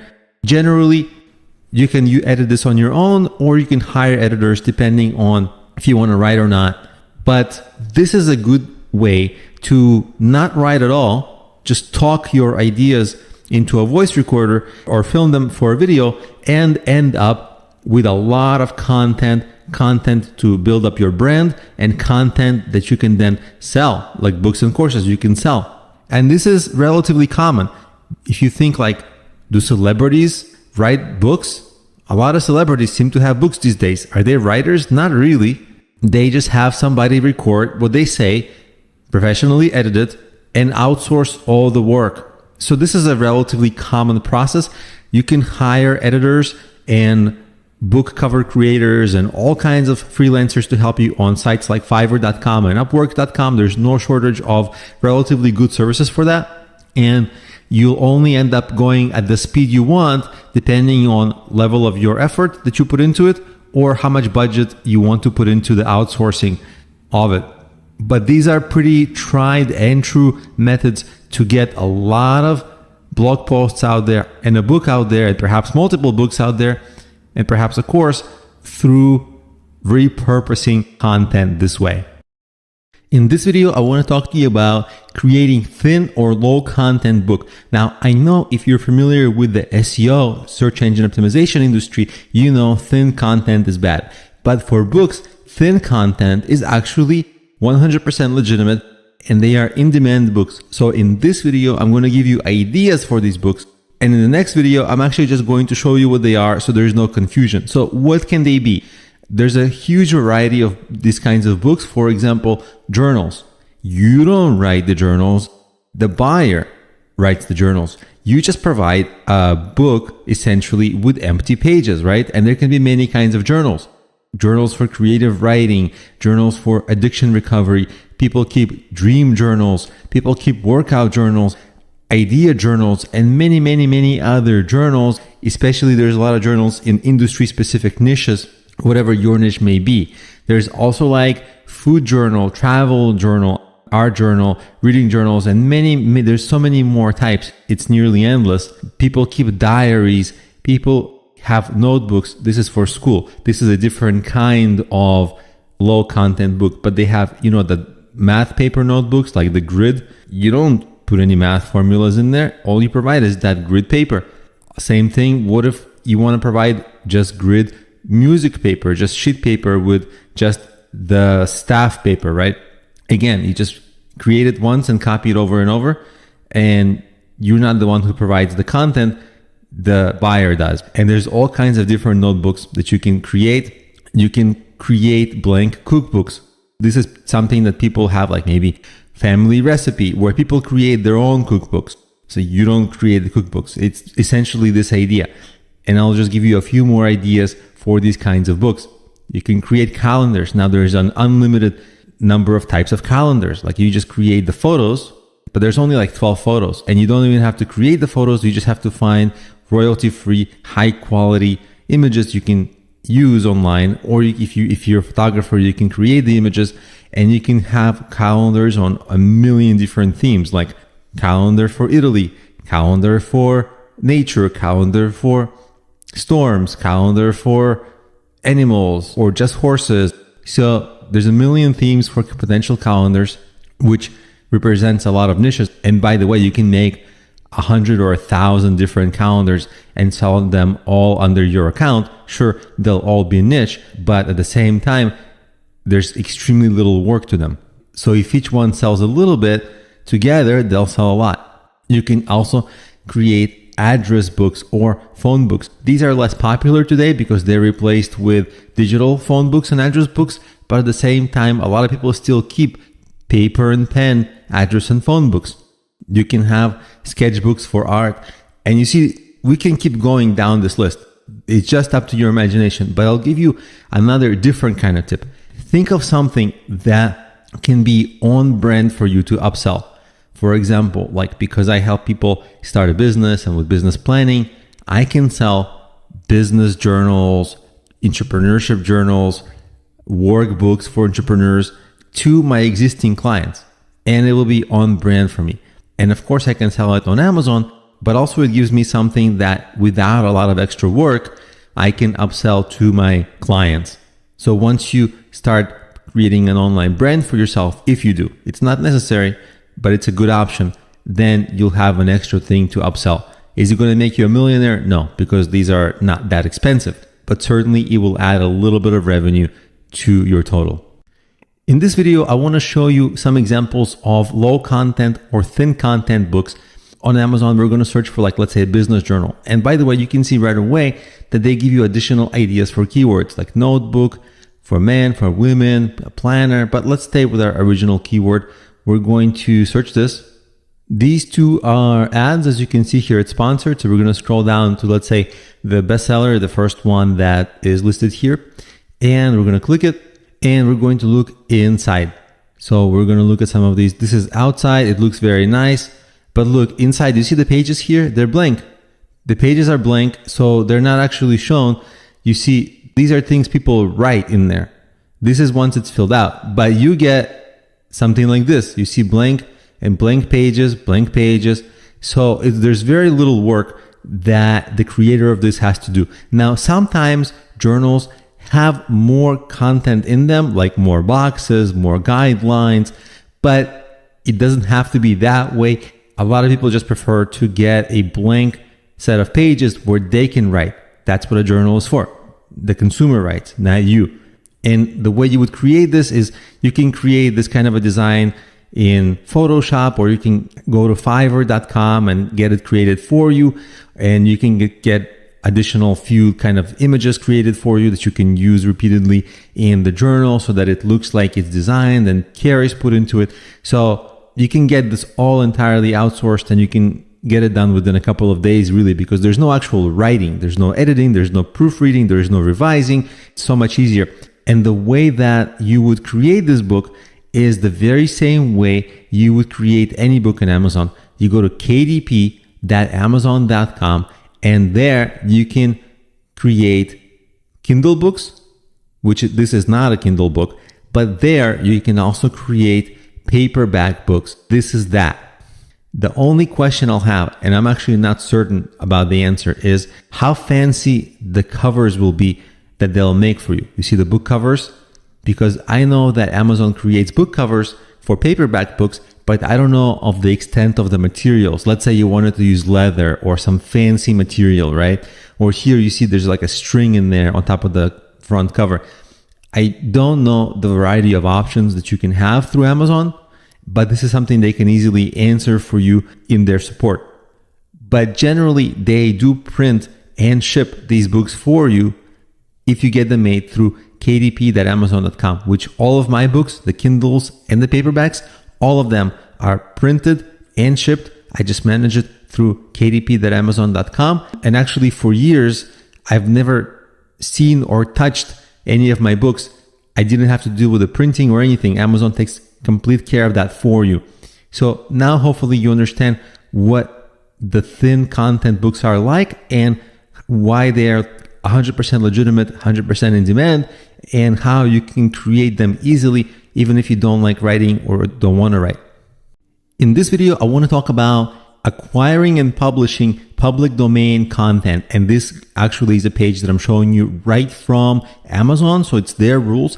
Let me explain to you what public domain content is and how to acquire it and how to resell it. So public domain content is any book that has lost its copyright.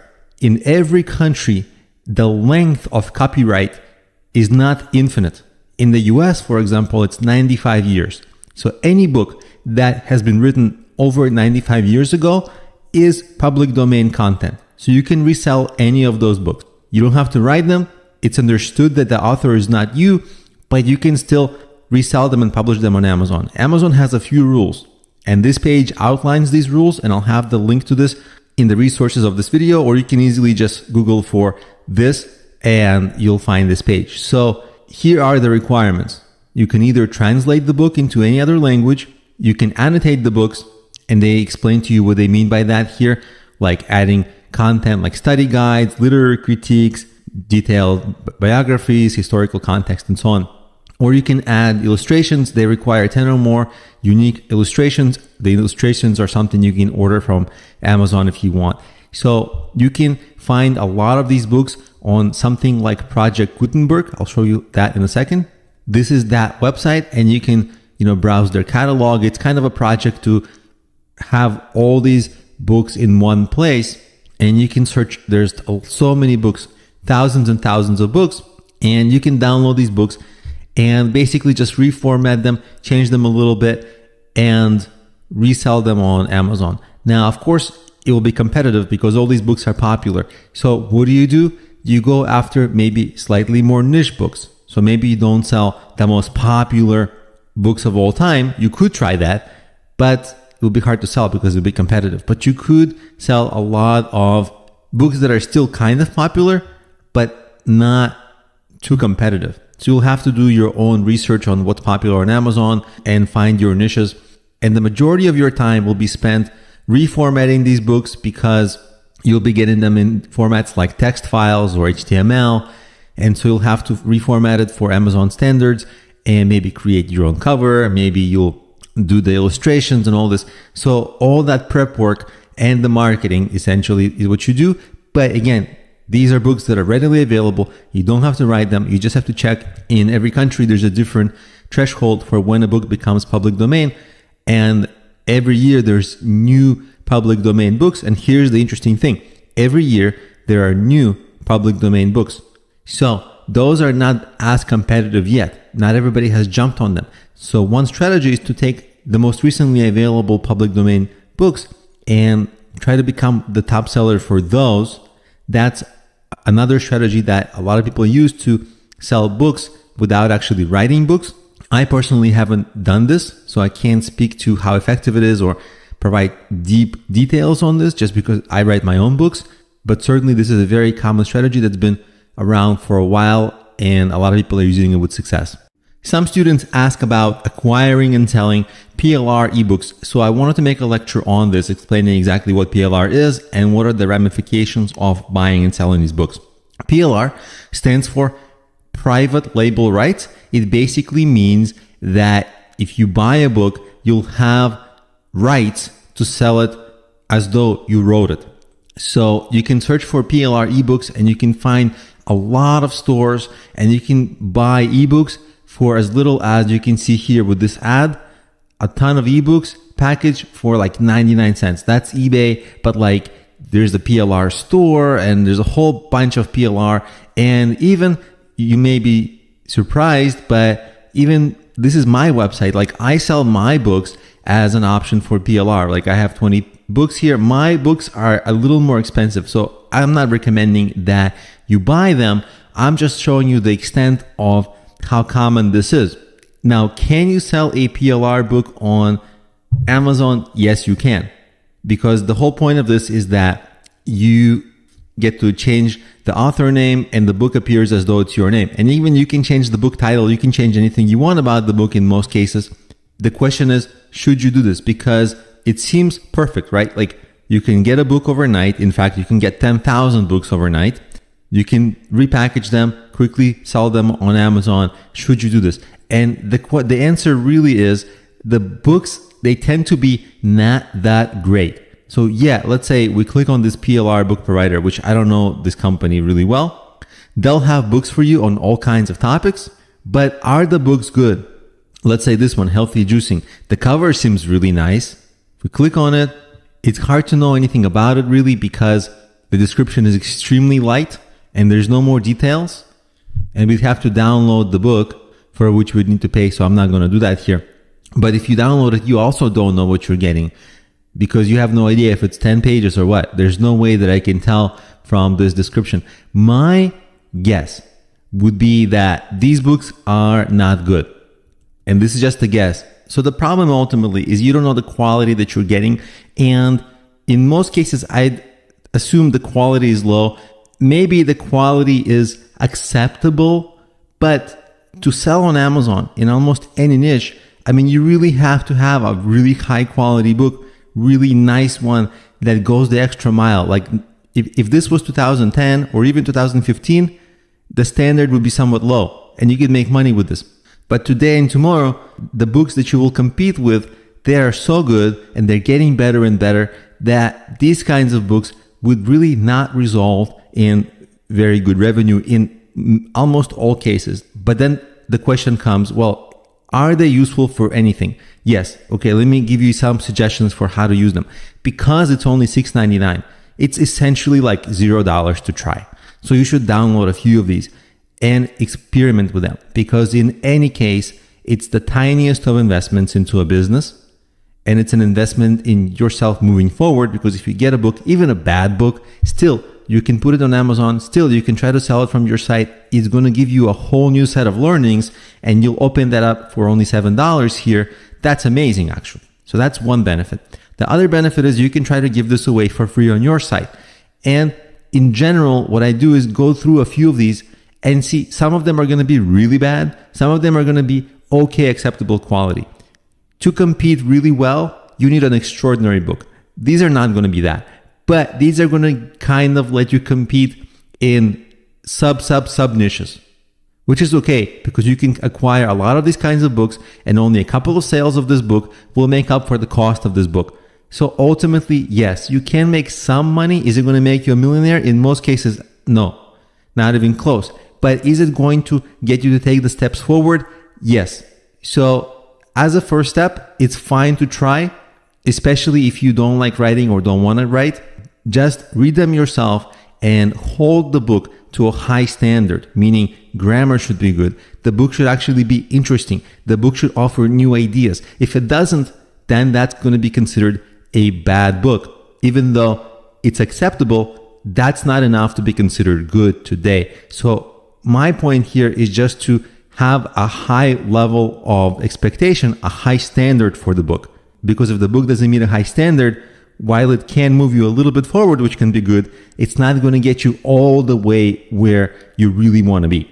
Now, let's begin talking about making money with video online. And we're going to start the conversation, obviously, with YouTube, because that's the biggest video platform that there is online. In upcoming videos, we're going to talk about courses and other things that you can do. But if you're already doing something like blogging and you have a content strategy plan, then you can apply that content strategy. And just like you can create blog posts, you can create videos on the same topic. And you shouldn't really hire anybody, because you might have to just make too many videos long term to be able to hire. But the good news is that you can appear in the videos yourself, or you don't have to appear in the videos yourself. For example, in this video, I could have appeared, I don't appear. There's not that much difference. The whole point is that the viewer gets value. What I want to show you in this particular video is approximately how much money you can make from YouTube. So you can see that so far this month, or in the last 28 days, in my channel, I've gotten 34,000 views approximately. And my revenue is just under $300. So you see, to make a significant amount on YouTube, you really need to 10x my numbers. And that's not even a full-time living necessarily in the United States. Like, to make approximately $3,000 a month, I'd need like almost 400,000 views a month, which is really, really hard. So the other ways to make money on YouTube is, of course, you can sell merchandise, you can sell your products, you can ask for donations, but donations and selling merchandise actually often make even less than the ads. They're just a supplement. But you can also, if you have your own products, like your own digital products or affiliate products, you can also sell that. So the ads is just the very basic foundational thing that's available for all YouTube videos. But if you are getting traffic in some niche on YouTube, of course, all the other monetization strategies begin to apply that we talked about already. You can just sell them from here. So all together, if you look at my revenue here, okay, it's not much, but I also sell my books, and I also sell my courses, and I also do a few other things, and people hire me for coaching from YouTube. So all together, it makes a lot more money for me, but that's a long-term thing that happens. And because my videos are in a niche, then my audience is pretty targeted, and I'm able to know exactly what to sell to them so that they'll buy it. And when I look at my videos, you see I can go edit the title and description, and what you'll see is that I'm promoting some products of mine. You see? And this appears in the description when people watch the video. And during the video, I just tell them, hey, click on the see more in the description, click on the link below, and go to the product. When you have that kind of a call to action in the videos, and people actually engage and like the videos and want more of your content, then they are much more likely to go and buy whatever you're selling in the videos. So that's essentially YouTube. Today, it's quite crowded. It's really hard to start a new channel today because a lot of niches are very crowded. But if you have something new and unique that you can make videos about, that's really great. Or if you have a unique perspective or you do something cool, then it's still wide open for you. It's going to be difficult. For example, in my case, if you look at all my videos, you see my channel has about 649 videos right now. So it took me a long time to get better at creating videos, and it took a while for the channel to grow. Now, also YouTube has made a change recently a couple of years ago already, that you need 1,000 subscribers before you can begin to run ads on your videos. It's not that hard to get 1,000 subscribers. It's just in the beginning, it's annoying, but if you're going to build your channel long term, you'll get to 1,000 subscribers. But if you don't get to 1,000 subscribers, most likely you wouldn't get enough videos to make significant money anyway, no matter what you're selling. So that's just a rule they have. And that's the YouTube overview. It's kind of like the playground that you have. It was the playground for me where I was making bad videos, then I was making less bad videos, and so on and so on. And being on YouTube actually helped me improve. So in indirect ways, it helped me make a lot of money. So I strongly recommend playing around with it. It might not get you to your financial goals now, but if you are consistent with it, it will help you become better at video. And so much of online business moving forward is online video. In this video, let's begin discussing creating online courses.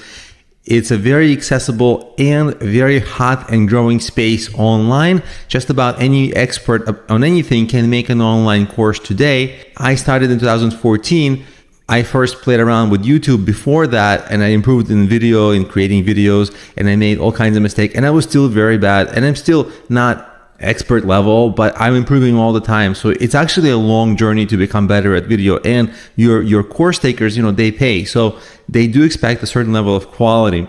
And even though I started in 2014 and I thought it was crowded then, I didn't know what was going to happen later, because now it's much more crowded, and every day it's more crowded, more competitive. And so if you have a great unique niche in which you're an expert, that's really great, because what you don't want to do is go into a very general space like cooking or how to start a business, because there's like literally thousands of instructors teaching that all over the web, and it's a really competitive space. So finding a great niche is really important here. And of course, you want to focus on, over time, improving yourself at good audio, creating good videos, presenting better, and making sure that you have authoritative subject matter expertise, because even in niche courses, there's probably going to be somebody competing with you, and a lot of students are going to be buying the courses from more credible, more experienced instructors, unless you're the one who's the more credible, more experienced. So subject matter expertise is really important. You can't just wake up one day and say, I'm an expert, even though you're kind of beginner to intermediate. You really have to bring expertise and insight into courses today. In 2014 or earlier, you could get away with something lesser quality, but today your students will just be very critical of you. And the main platforms where you can sell online today, if you're not a professor, if you're a regular expert, are Udemy and Skillshare. Udemy is by far the market leader, and Skillshare.com is a very second behind. Most people don't make a lot of money there, and I don't recommend it actually, because from the instructor viewpoint, Udemy treats instructors much, much better than Skillshare does. So if you just do one platform, I would recommend Udemy. And you can also teach the courses on your own website and the main hosting service providers if you want to sell on your site. Our sites like Teachable.com and Thinkific, I believe on Teachable, the basic account is free. So if you want to sell on your site, the Teachable and Thinkific are your options to help you with that, so that they take care of the video player, the payment processing, the video hosting, a lot of things that go into putting together a course that you don't have to take care of technically. And the great thing about courses is, comparatively, it's not a lot of work.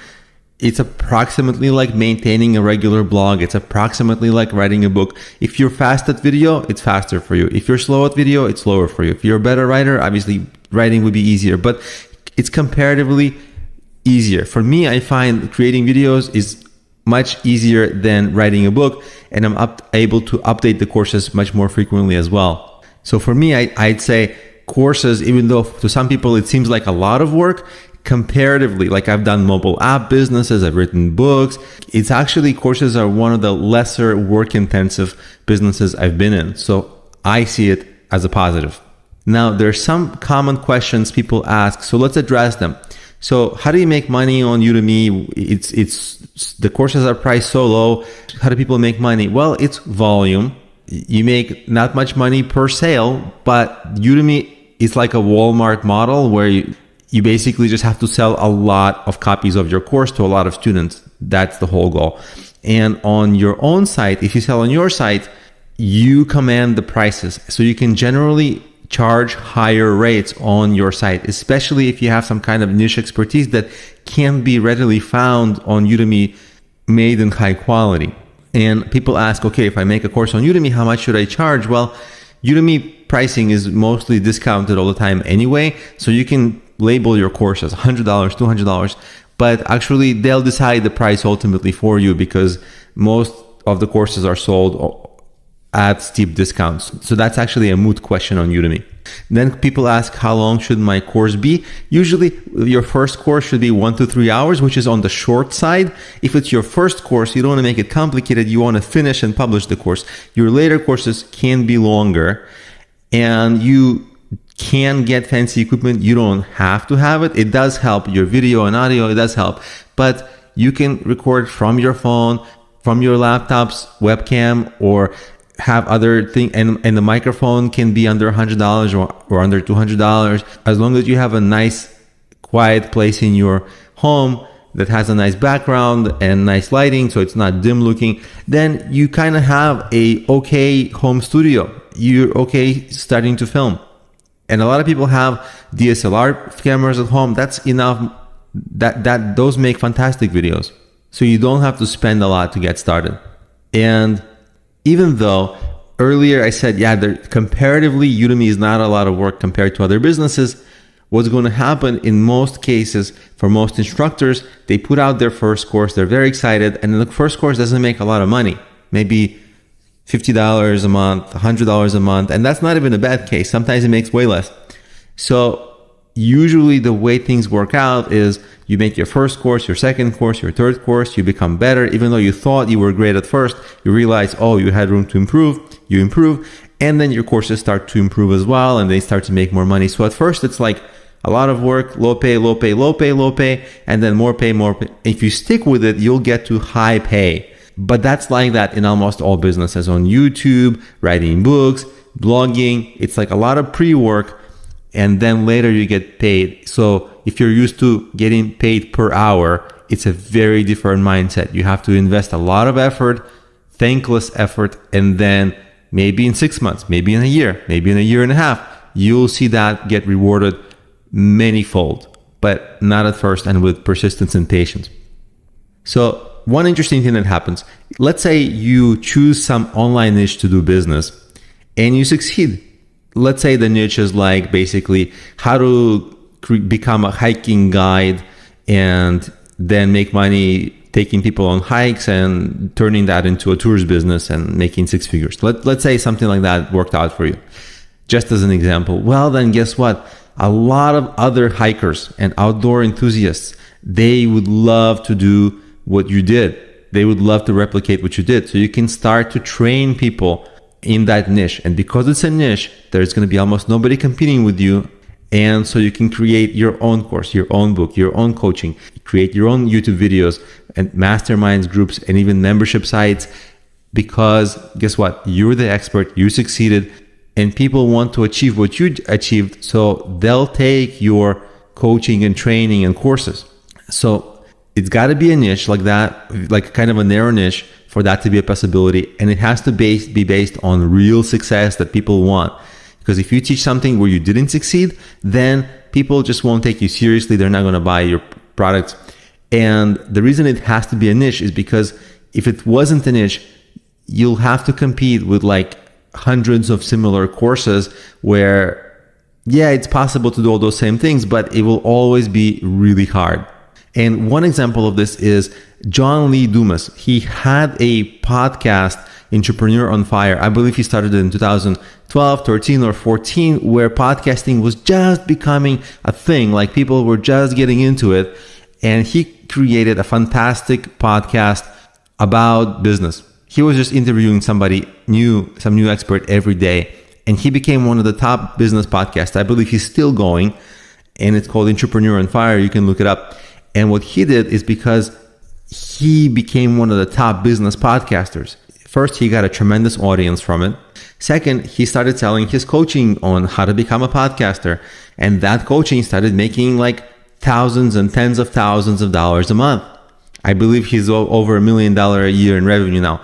If you think of it from a free product, right? Because podcasting was free, but he was one of the first ones to get on it. He was one of the first ones to be great. So he was able to have that credibility where other people wanted to learn from him, and he was able to sell high-end coaching, high-end training, all those sorts of things. So that's your introduction to teaching online. Of course, there's a lot more on this topic. It's a complex topic, ever-evolving topic, but this should be a good overview so you can consider if you want to get into this and how to do it. Just like you can license ebooks if you don't want to write ebooks and you can get into that business on day one, you can license courses and you can sell those courses on your site by hosting those courses on Teachable or Thinkific, which are just hosting platforms. And there's a lot of options for it. When you search for PLR courses, you get a lot of courses here. I don't know how good of the quality that the courses are. I actually also have my own courses that I license. My courses that I license, I maintain them and I update them. So a lot of other courses, they go out of date or they become obsolete after a couple of years, but mine have continuous updates at least. So mine are typically more expensive, but mine are never become outdated, so you can keep selling them forever. But even if my site is this one, theproblemio.com, you don't have to use that one. You can use any site. And basically what you do is you'd go through anything like this. This is a competitor of mine, I guess. And you just browse their library and what they have and see if it makes sense for you. You do want to test the quality because I've seen the quality be very low on a lot of these. And you want to choose ultimately the content that's a really good fit for your potential consumers so that obviously if it's a good fit, they might buy it. And the licensing is good because you can get into this business literally on day one with some options that the courses are not too expensive to license and you can at least begin selling them. It's not easy to sell the courses on your own, but it's an option to get into this on day one just by licensing without having to become good at video, without creating content, anything like that. You can skip all that and just get to selling. And all the time when you either have books or courses made for you or when you improve the productivity of how you make them, if you recall when we talked about the books, we talked about how to talk into a recorder and have it transcribed. Anytime like that, what you can do is because you're not really spending a lot of time creating, that part is minimized. What you can do is actually have a lot of content either licensed or made, and you can have a large library to sell, which gives you this benefit. For example, like let's say if you sell one ebook or one course, that's fine. But some people might want to buy more, but you don't have more to sell. And that's where if you have a large library of courses or books, then you can make a lot of money from one client at times. So either outsourcing the creation or licensing allows you to quickly acquire a large library of products that you can then go and sell. With this video, I want to introduce Flippa, which used to be the #1 place to buy and sell domain names. Now it's actually grown to something much bigger. Now it's a place to buy and sell entire businesses. Most people are already familiar with Flippa, but in this video, I'll give you a few business ideas that you can do with Flippa that are relatively easy. What you can do is find good domain names, buy them, and build websites on top of them that are very easy to build in one day. For example, a very basic blog, a very basic affiliate site in a specific niche, cooking niche, health and fitness niche, make money niche, any niche. And you can find multiple products on various affiliate marketing websites that you can then post on that site. And because you'll have a full site with a beautiful domain name, with a nice design, with a set of affiliate products that you'll be selling on it, this is a kind of site that can be sold for hundreds of dollars, which is a ready-made business essentially. And you can figure out how to create a site like that on your own. It's not too hard, or you can outsource this once you find a good freelancer to outsource this on Fiverr or Upwork.com, they can put up a site like that design-wise for $100 or $200. Usually it's not out of the question for them, and you can just sell it for a little more. So this is relatively passive if you only do the work of finding a domain name, telling the designer what to design, and then posting that product on Flippa and essentially collecting any extra revenue above the cost that you incur. And you can create all kinds of sites, e-commerce sites, affiliate sites, blog sites, personal branded sites, influencer sites, coaching, local business sites. And there's so many local businesses, local cleaners, local, et cetera, et cetera. And the beautiful thing about it is, let's say you create a dentist site or a local cleaning site. The first site you create, you have to actually do a little work. The second site you create like that, the third site you create like that, you have to do literally no work. You just have to copy what you've done before. So it becomes actually more passive with time. And the only thing you have to do is figure out how to actually sell these on Flippa, which is not a difficult site to master. So those are many business models that you can do in a very short time with relative few skills and with relative very little work that is essentially an option for almost everyone.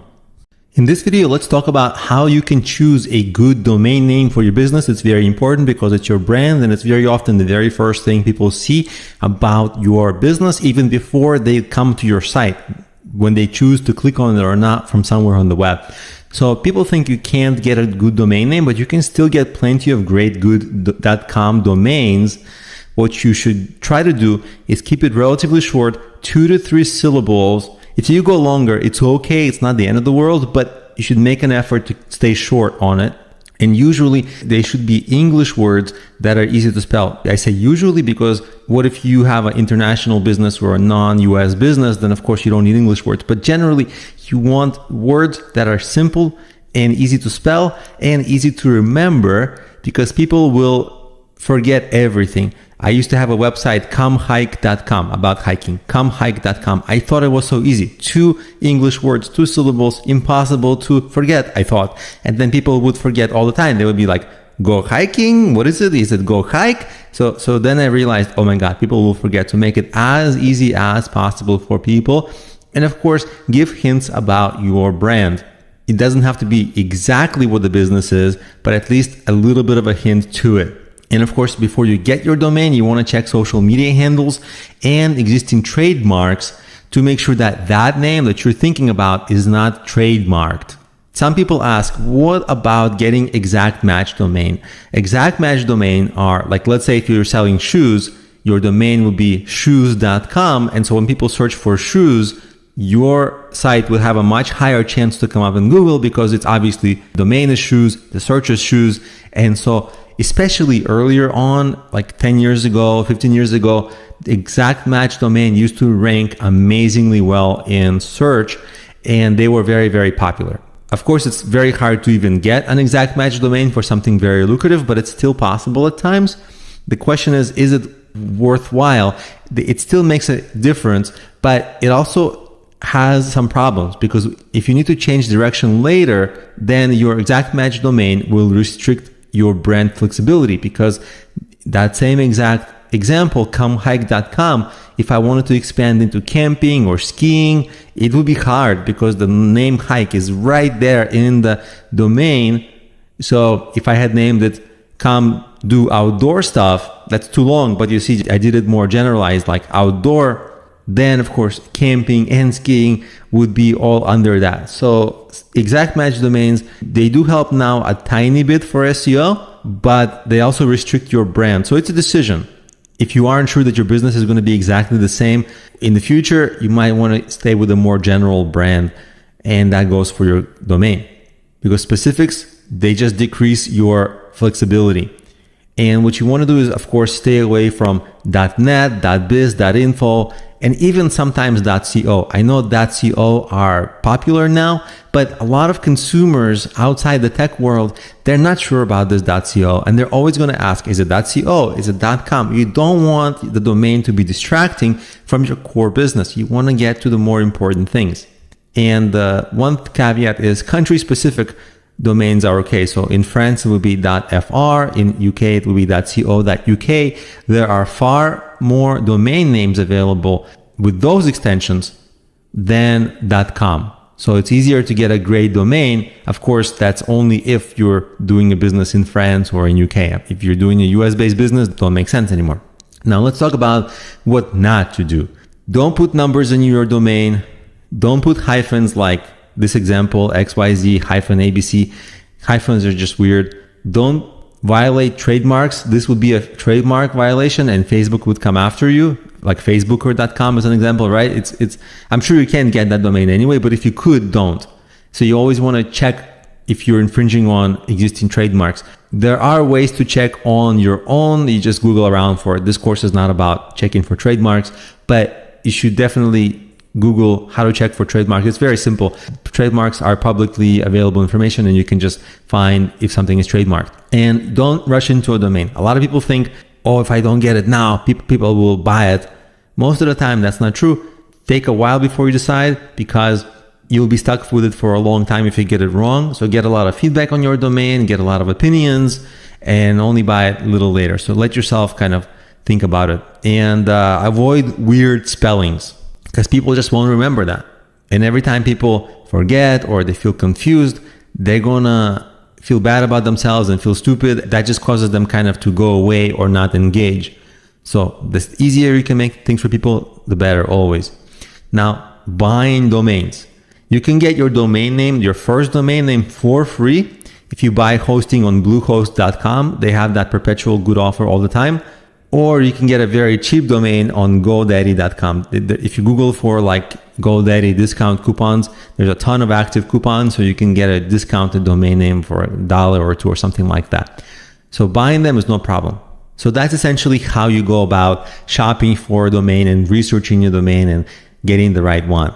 Now, I'm actually on GoDaddy.com and I'll show you how I would look for a domain. There are many, many better places where you can look for a domain and domain suggesters, but they're a little bit outside of the scope of complexity of this video.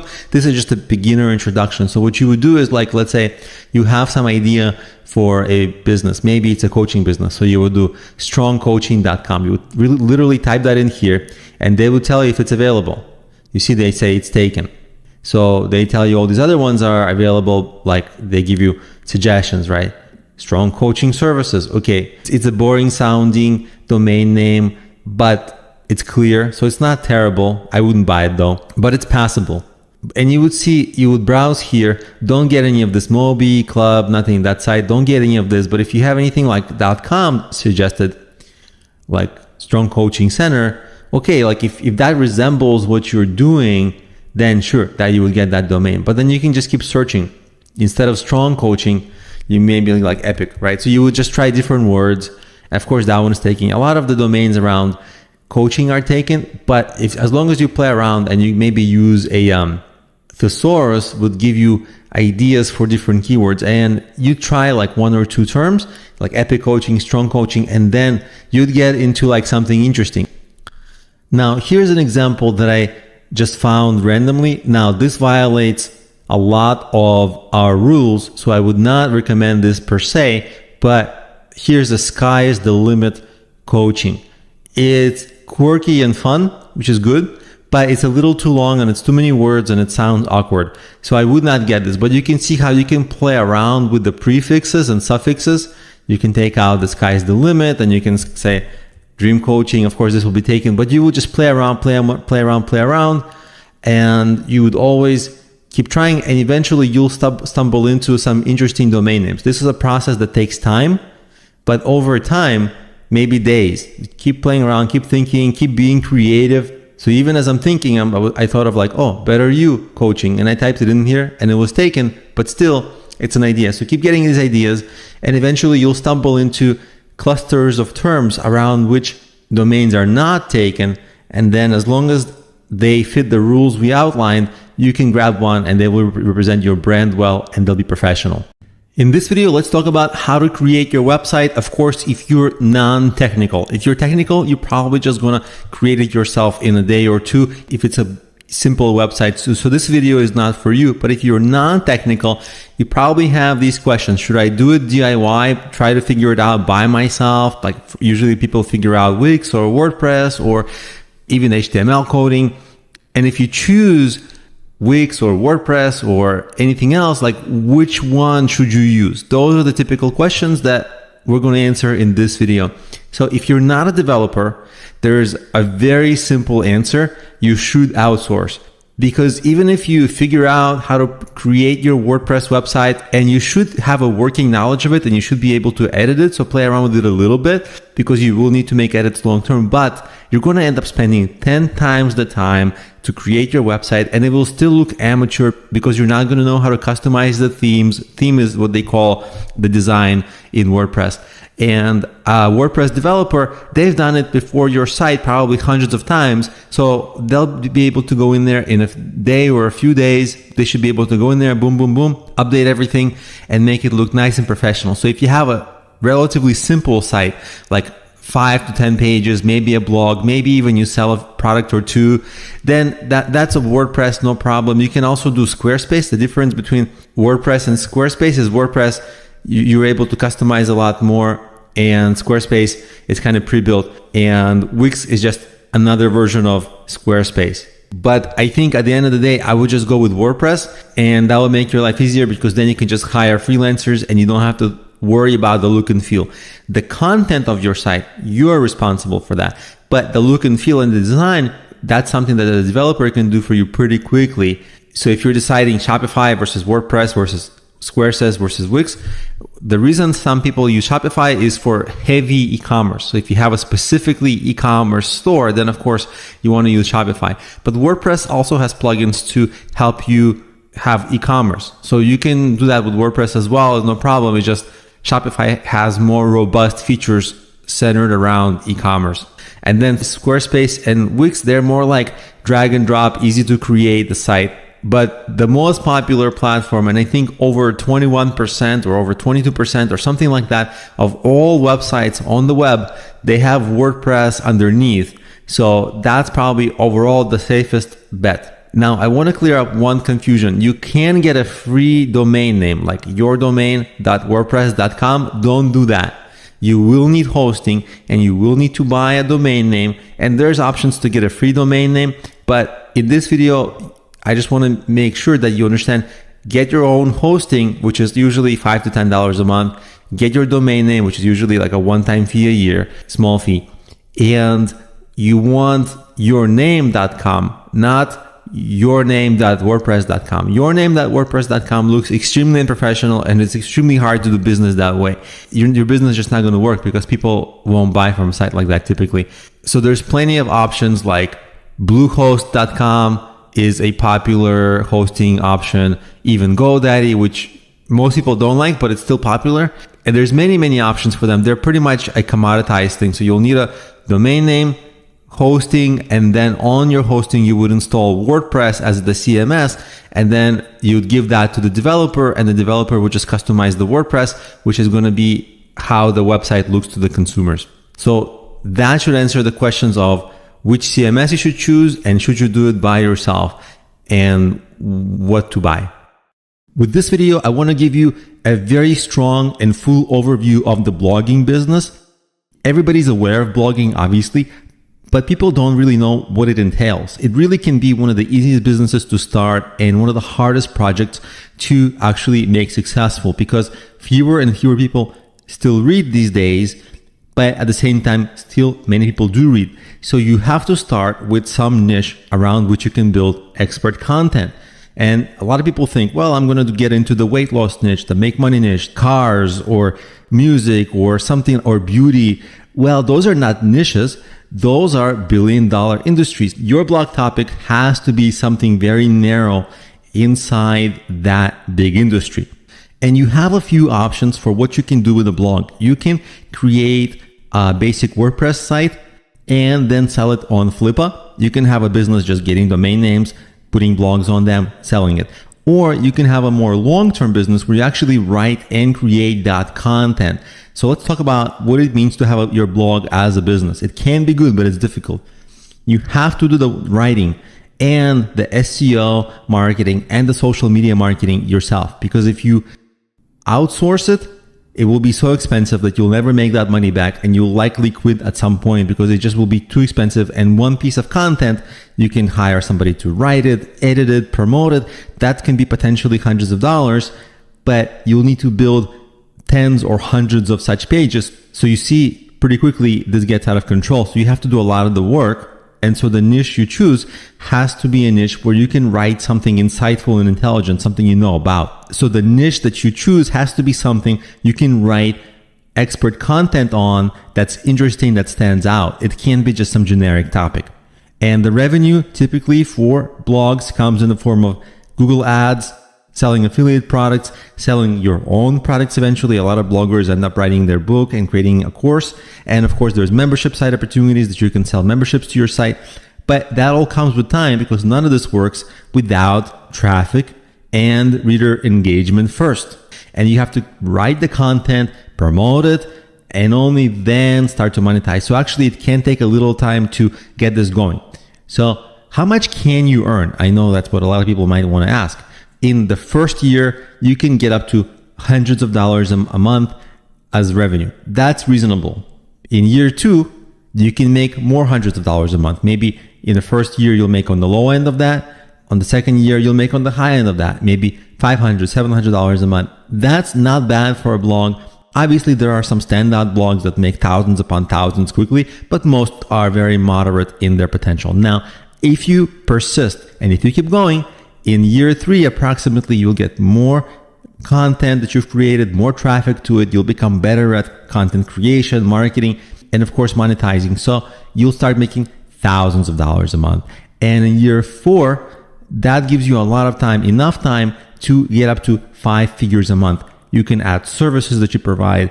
You can have a lot of content built up, and that content can dominate its niches. And from that, you can sell a lot of different products. So you'll be very comfortable then. After that, long term, you're going to have a bigger business. And the sky is really the limit. But it's up to you, because most people, they quit earlier than that. They don't persist. But if you persist, that's the approximate reasonable trajectory for most blogs. So it can be a fantastic business that's largely passive and earns you enough money that you can have freedom. But it's not like you're going to have a blog and on month 1, you'll have the freedom. It's like you'll have a blog and on year 4, you'll have great freedom, or year 3. So there's an issue of expectation. You got to expect very moderate results early, but you can be really successful with the blog if you stick with it. This video is going to be for e-commerce and selling products. I'm going to give you a few options for how to source, meaning how to get the products or how to have them created, and how to sell them and where to sell them. So let's get started. So sourcing options. This is great if you can create your own products, if you are crafty.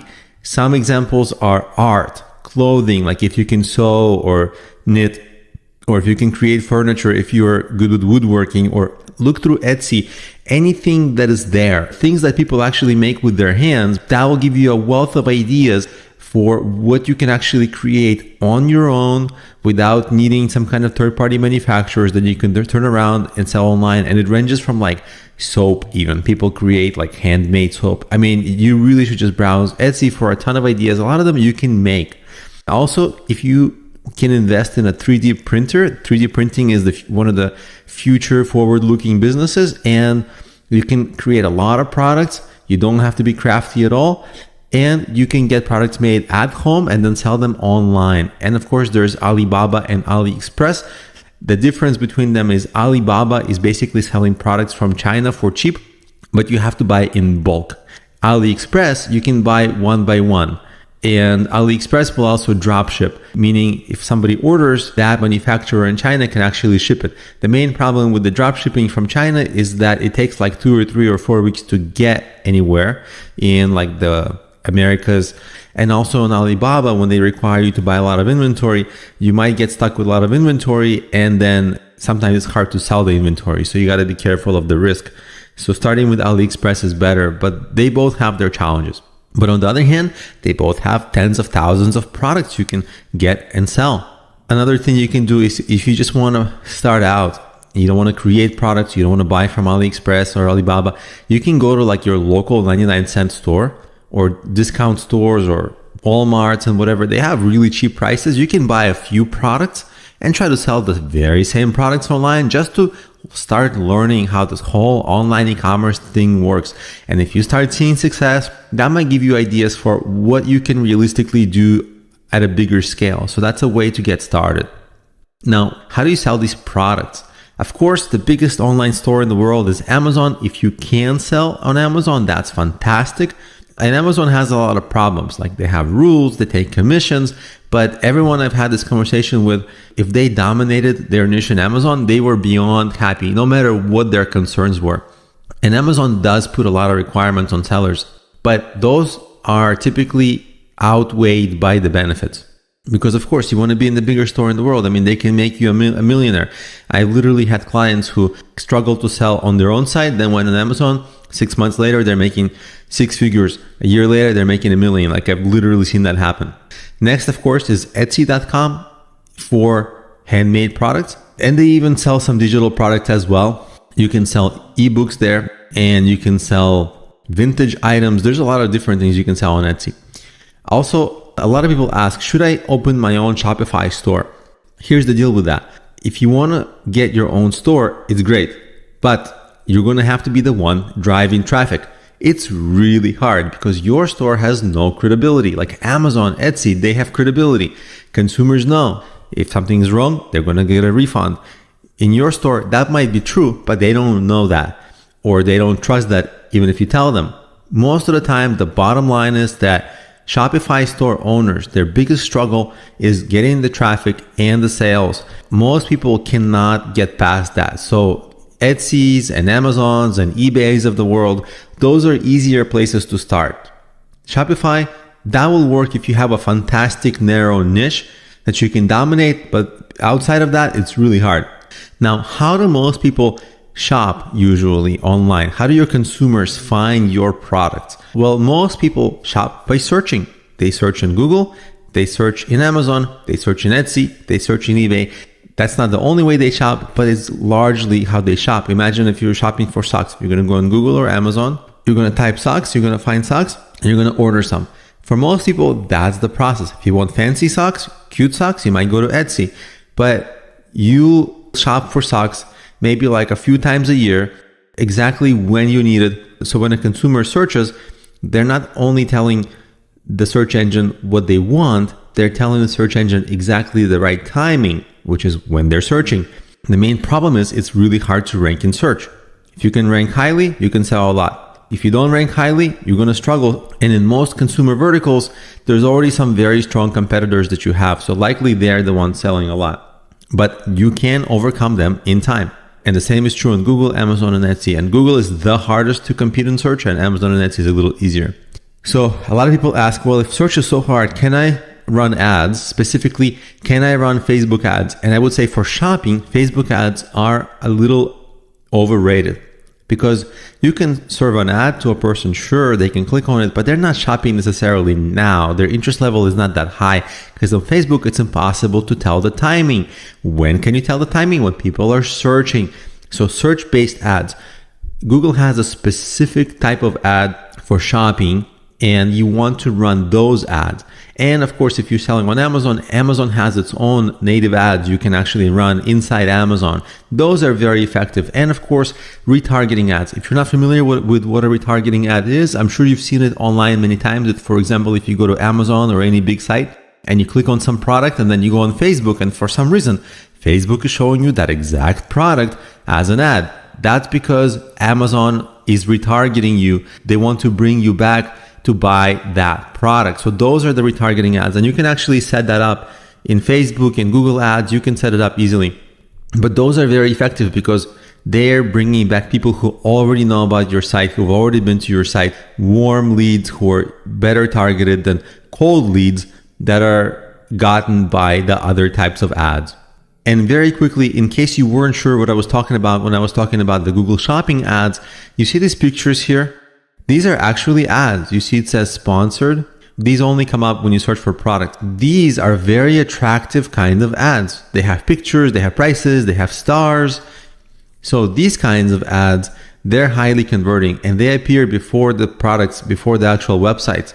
So this is the Google Shopping ads, not to be confused with regular text-based ads that are the more common Google ads like these, right? You see, these are the regular ads that have no picture, nothing. But the shopping ads are really beautiful looking ads showing products, and they are very effective at selling most kinds of products.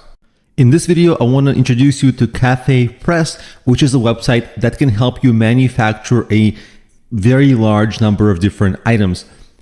Of course, it acts as a store, but for us, it's interesting because you see on top here, you can design your own. So what you would do is, they have mugs, you see like on the left here. For example, if we just take the mug example, they have a very standard white mug, but what you would do is add a design on it. You can hire designers on Fiverr.com, on Upwork.com, on 99designs.com. There's no shortage of designers out there. Maybe you're a designer or you think you could try your hand at designing. All these options are open for you. You can create your own cups, anything. If you look on top here, t-shirts, hoodies, pajamas, a lot of people want to get into the t-shirt business. This is a fantastic way to enter it. It might not be the way to stay there long term, but at least to get started. What this does really well is it has standard relative quality items. It's not the best quality in the world, but pretty good enough. And you can see if you're able to sell. So you can manufacture any product here. So you don't have to deal with your local printers. You don't have to go and get ripped off by local people who may be t-shirt printers, hoodie printers, mug makers, all these people. You don't have to deal with them. This is a relatively standard process. And once you have your item here, you can also get your item shipped to you and then try to sell the same item on eBay, Amazon, your own website, even Etsy.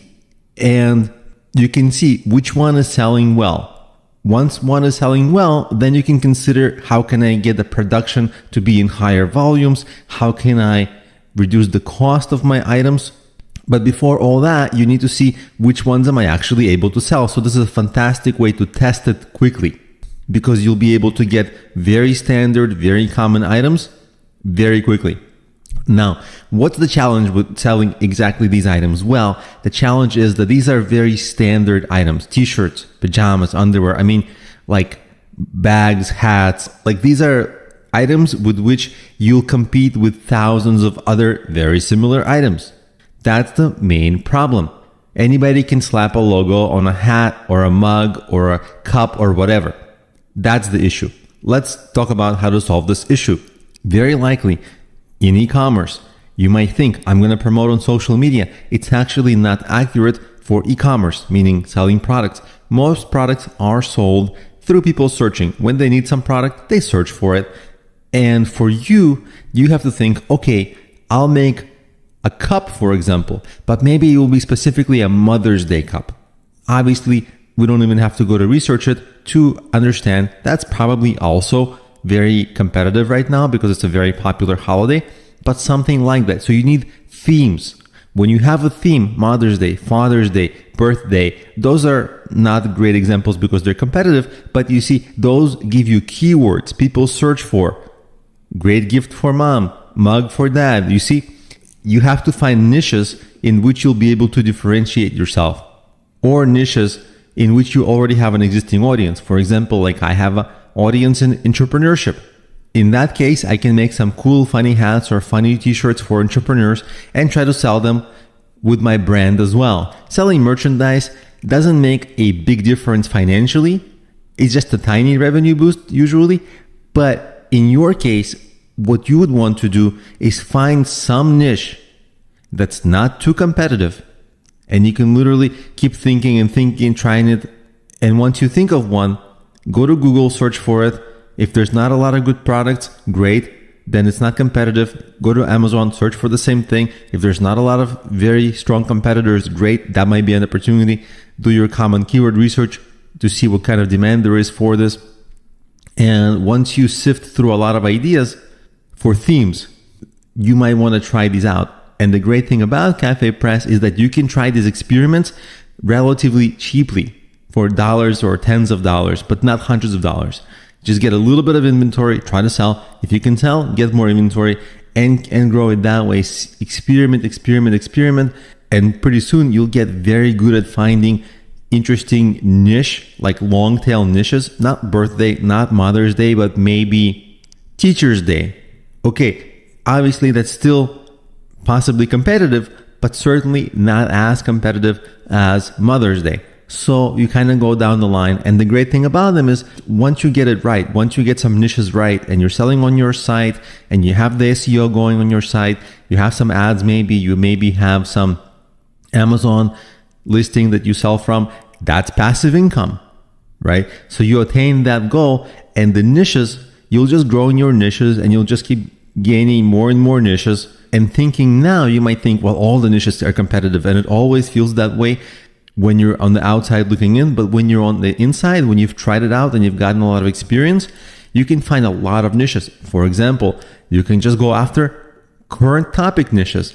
If there's some news next month and you're the first one to, let's say, make a funny t-shirt about that topic, whatever it might be, as long as being funny is appropriate, there might be a little bit of a market for it. Is that market going to last? No, probably not, because the month after that, people will stop talking about that news item. But you didn't have to invest a lot to sell and to have products on that theme. And that's just one example. You can have plenty of niche examples that I promise you'll find once you practice and become good at finding these kinds of very long tail niches.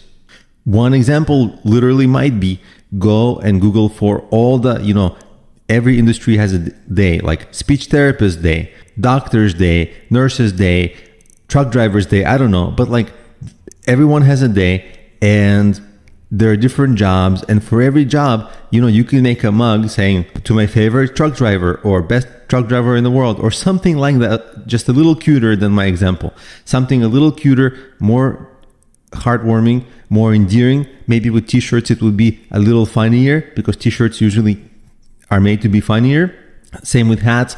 Try to think of all of these. There are hundreds and hundreds of potential niches that are not really that competitive.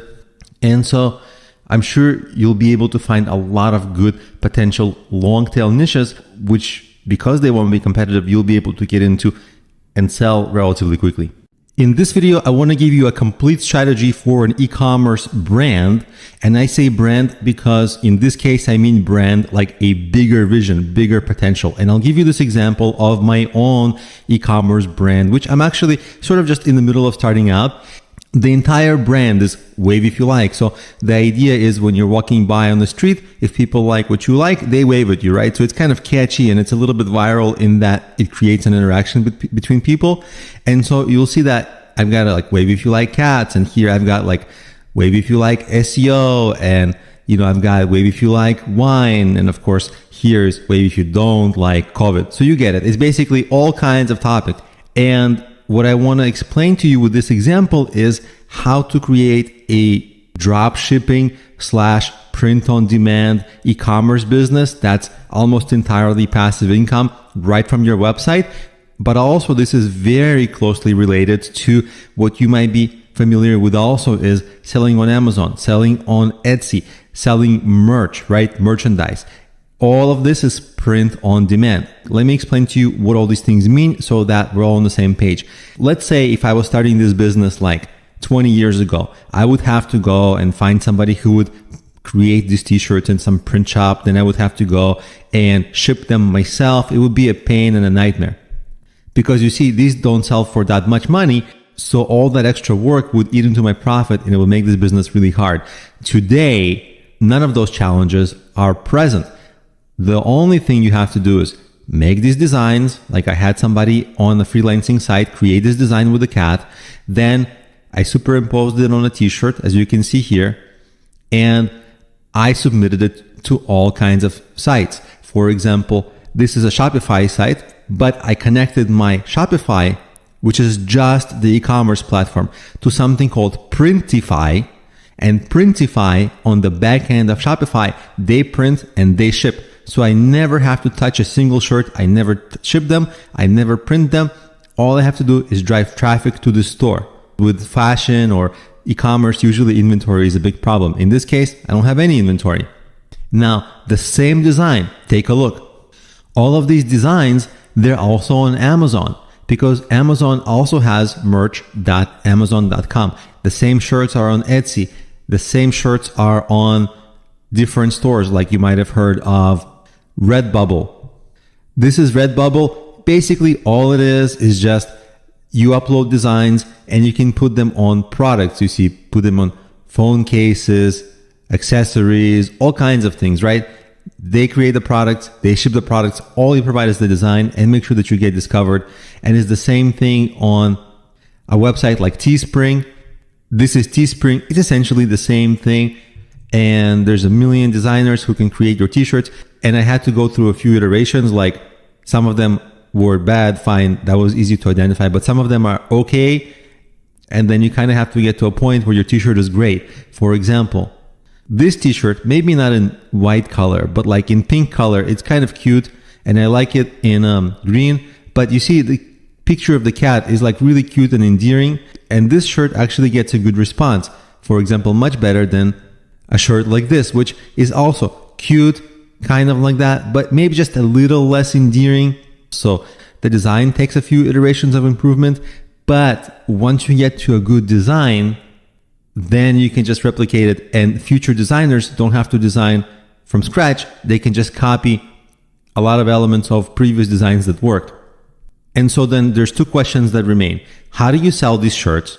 How do you actually create a brand? And another question is, what's the potential? In fashion, potential is limitless. Everyone in the world has clothing, and this can be t-shirts now, this can be jackets later, hoodies later, hats later, you name it, right? Sweatpants. The only limit is the quality of the execution, because if I keep the store as it is, you can probably see it's a little bit early days for the store. It's not mature yet, but if I have hundreds of designs, the actual design of the actual site is great. The logo is better. I'm actually working on improving it now. Then, because there's a theme here, and it's kind of a catchy theme, maybe it's not the best theme in the world, maybe if you like, but it's kind of catchy and it's viral and people are like, what's that, you know? People get curious. And because it's memorable, if I make it look great and everything, I have a bunch of great designs, at that point, let's say I start to get publicity, like mentions by big influencers, creating my own big social media accounts on this, all that stuff. Now, everybody will know about it. And this is going to be amplified by, you see, Wave If You Like, it's literally viral because it gets another person to engage with the shirt.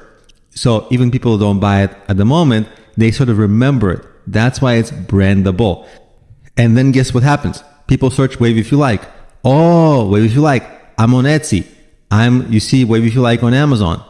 It's all under this Wave If You Like brand. You see, all you have to do is type in Wave If You Like on Amazon and boom, you get a bunch of t-shirts, all mine, Wave If You Like.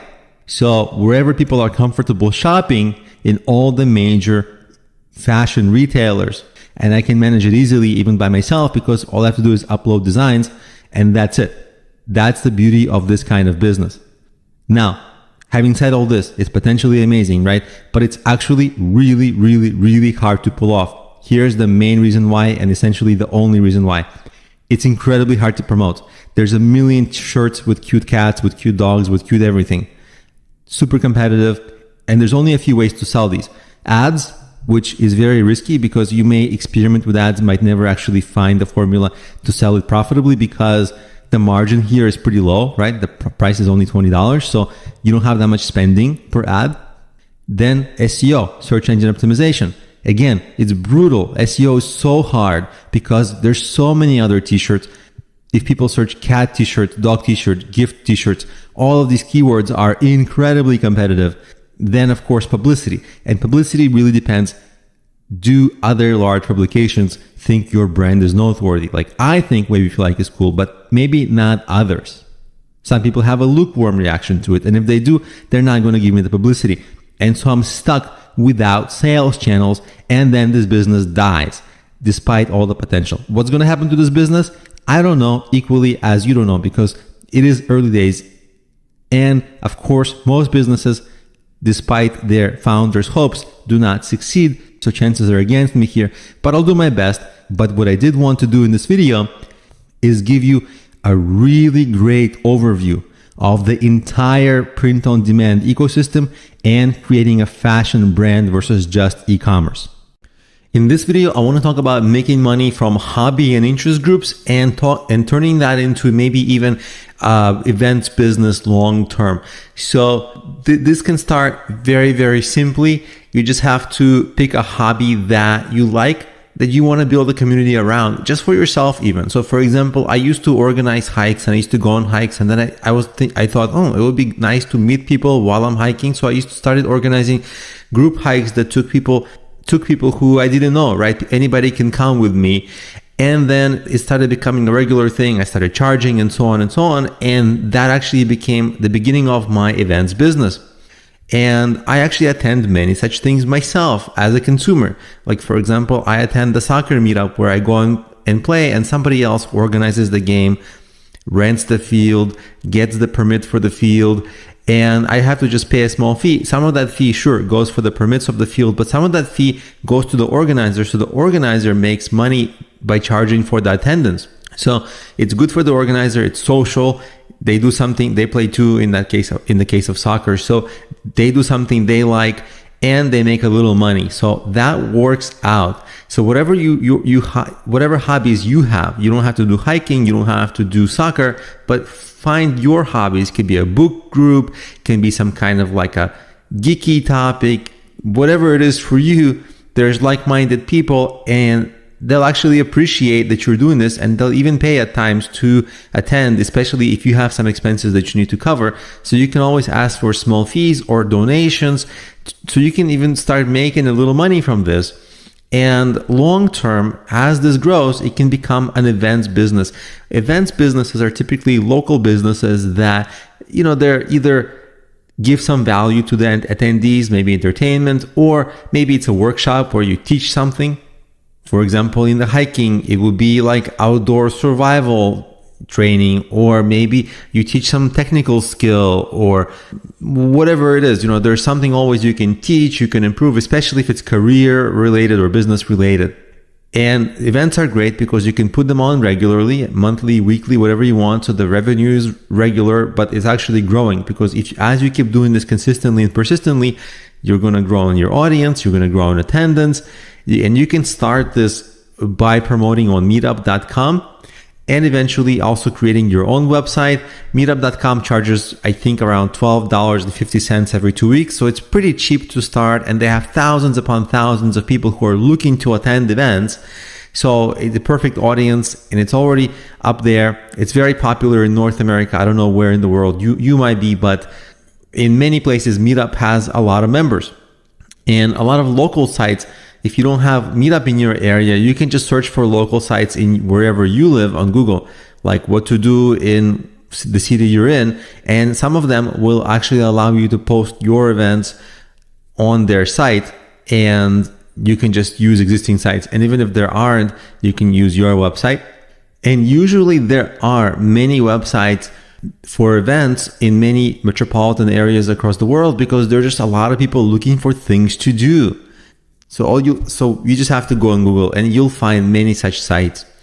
And this can be monetized as your event grows in many different ways. So let's talk about the fun part, event monetization, how you're going to make money. Well, of course, attendance, charging for attendance. That's the most common thing for events. Sometimes you can ask for donations if you don't want to charge a hard attendance fee. And making the event free actually will help you have larger attendance, because people don't have to pay. And then out of that larger attendance, you still can ask for donations, and it will just be more people giving smaller donations probably. And of course, you can upsell products, you can upsell some services. For example, when I did the hiking, I upsold hiking products from my website during the events. If you have a professional service you can offer, then you want to upsell professional services. For example, if you have a workshop that you run about maybe some kind of a programming language or some kind of a business technique or real estate, then of course, upselling your actual real estate or business or programming services, that's fantastic, right? Or if you run events about the mobile app business and you happen to be a mobile app developer, well, you can get a lot of clients from an event series, because all those people are probably interested in having their app developed. And of course, you can always upsell bigger events like weekend getaways, bigger trips, bigger workshops, eventually like small conferences, because Once you have that audience who go to your events and go to many of your events, that's a perfect group of people to upsell bigger events to for more expensive prices. Because usually weekend getaways, they're thousands of dollars. And of course, events, once they grow, they can get sponsorships from companies looking to sell products to your attendees. So there's a lot of ways to make money from this. The goal is to just be consistent and to grow your events into something relatively sizable. Then a lot of monetization strategies open up in a very nice big way. In this video, I want to talk about creating and making money from software-based products. These are things you have to create, like WordPress plugins, mobile apps, and so on and so on. We'll talk about it in a second. But basically, it requires either technical ability, so fantastic if you can program, or ability to spend money that you can either spend out of pocket or raise. So if you're technical, this is great because a lot of people just cannot compete with you based on the fact that like not many people can create a mobile app or a piece of software or something else. So it's fantastic to use your skills for that, and it's going to make the cost of development essentially free, just your effort, but you won't have to spend. So technical people do have an advantage in these businesses. And I'll go over a few types of businesses. There are many, but I'll just give you examples so you get a good view of them. So the first kind of a business is like WordPress plugins. They're very basic software, at least the basic ones. I mean, your plugin can be something extremely complicated, obviously. But for small plugins, I mean, even if you outsource, you'll spend under $1,000, maybe under $500, which is a very reasonable amount to spend for outsourcing. And also, if you're a programmer, you can make this relatively quickly on your own. And when I say WordPress plugins, you can create Shopify plugins. You can even use the Etsy API to create some kind of Etsy widgets. It's just basically extra little softwares that live on top of existing big platforms that the big platforms don't do themselves. And these are relatively easy to get into if you're a programmer or if you outsource. The same thing with like Chrome plugins. Again, the basic ones, you can have them created for you under $1,000, or if you're a programmer, you can make it on your own for not a tremendous amount of effort. The next level up in effort are mobile apps. They're technical, they require a little more programming. So if you're outsourcing, it will take $5,000 to $20,000 depending on complexity. And if you are programming, it might take months, like 1 or 2 months to create, again, depending on complexity, of course. And there are many such businesses. In fact, like all the cool software startups, you know, the new Ubers or the Airbnb, there's got to be some software development. And developers, software engineers, they have an advantage. Of course, you need some business background as well, but technical ability is just a little more important in this, because the business stuff is, you're going to learn it over time, or you can have mentors or advice, but technical skills are harder to acquire. So what can go wrong with these businesses? What are the typical issues? Almost always, it's hard to promote. Apps are hard to promote. WordPress plugins are hard to promote. Shopify plugins are hard to promote. Chrome plugins, anyway, you get it. It's hard to promote. It's all competitive. Even if you're technical and you create a technical product, it's still a lot of other people are creating technical products. So even though it might be less competitive than some other spaces, it's still hard to promote and competitive. And it's usually hard to monetize because what? Because consumers are used to taking free things, free apps, free plugins, free websites, everything free. And then you have to monetize it as they're using your product. So that's a challenge. But for technical people, these are interesting businesses to get into. And the examples I gave, like WordPress plugin or mobile app or Chrome plugin, these are just some examples, but really think anything that has an API, which if you're technical, you know what that is basically a way to work with the existing functionality of that software, of that platform. Even LinkedIn, you know, it has an API. You can create little LinkedIn apps. So you can do a lot of things, and most of the time you always just have to consider how hard is it going to be for me to develop, how hard is it going to be to promote, how hard is it going to be to monetize. And the main thing is create something that you know is needed or you believe is needed and test that. For easy software, you don't have to test too much, because actually sometimes the easiest test is just to make it and put it out in the market and see how it goes, and that's the test. But for complicated software, of course, you like apps, you'll have to get a lot of feedback and all that. But ultimately, the goal is you have to create some kind of a niche product that is helpful to consumers. And then, of course, it's going to be easier to promote and everything else, because sometimes people get carried away by creating some kind of cool thing. But if it's not too needed, it will be even harder to promote. And if it's really needed, it will be a little easier to promote, especially if it's a niche, and especially if it's a underserved niche or some kind of a new niche. So those are the thinking points that go into creating a software-based products and building a business on top of that. In this video, I want to show you an example of a client of mine with whom I'm actually working like right now. We wanted to do something with social media, and obviously social media marketing is just so crowded. So we chose social media contests. That's the niche. It seems like a tiny niche, or it might seem like still a big niche to you. Well, we went on YouTube and we went on Google and we researched like how competitive is it. We did settle on social media contests. So companies who run social media contests, and that's many companies, we are going to give them the right content and we're going to make my client the influencer. That's our strategy. And our strategy is something called topic clustering. So there may be existing content that has a head start, maybe has a lot of views already on YouTube. How do we beat them? Well, in Google and in YouTube, you can build authority on a topic, and by building authority, you will outrank other channels or other influencers or other content creators who maybe just have 1 or 2 videos on such a topic. So we decided we're going to create videos only on social media contests. Everything possible about social media contests, we're going to cover that, and we're not going to cover much else. And so we're going to have a lot of related content, always mentioning in different videos, social media contests and such. So we're going to grow authority inside YouTube. And that's especially good because one viewer can watch many, many videos. And obviously the more videos they watch, the more they like our stuff, and then the more they engage further. So it might be a niche, but we're going to monetize it strongly. Here are our chosen monetization strategies. First of all, affiliate marketing. There's a lot of software for automating social media contests. We're going to promote that.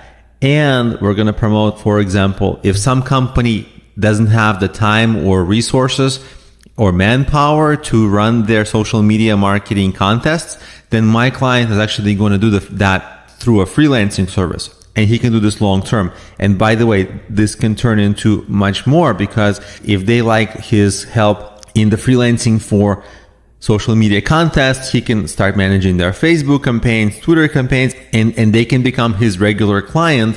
And you only need a few such clients a month to start making good income. And then obviously once this grows, you can start hiring people and so on and so on. And this can actually become a big business. The goal is to just retain these clients and have them hire you for more and more services. And of course, in our case, ongoing contests. Secondary monetization strategies will be through ads and influencer sponsorships, because the idea here is that we're going to make my client kind of like the go-to guy, the influencer, and the most authoritative and knowledgeable person about running social media contests and corporate contests and things like that. So obviously with that comes a lot of exposure and sponsorship opportunities where brands will want to have themselves promoted on his channel.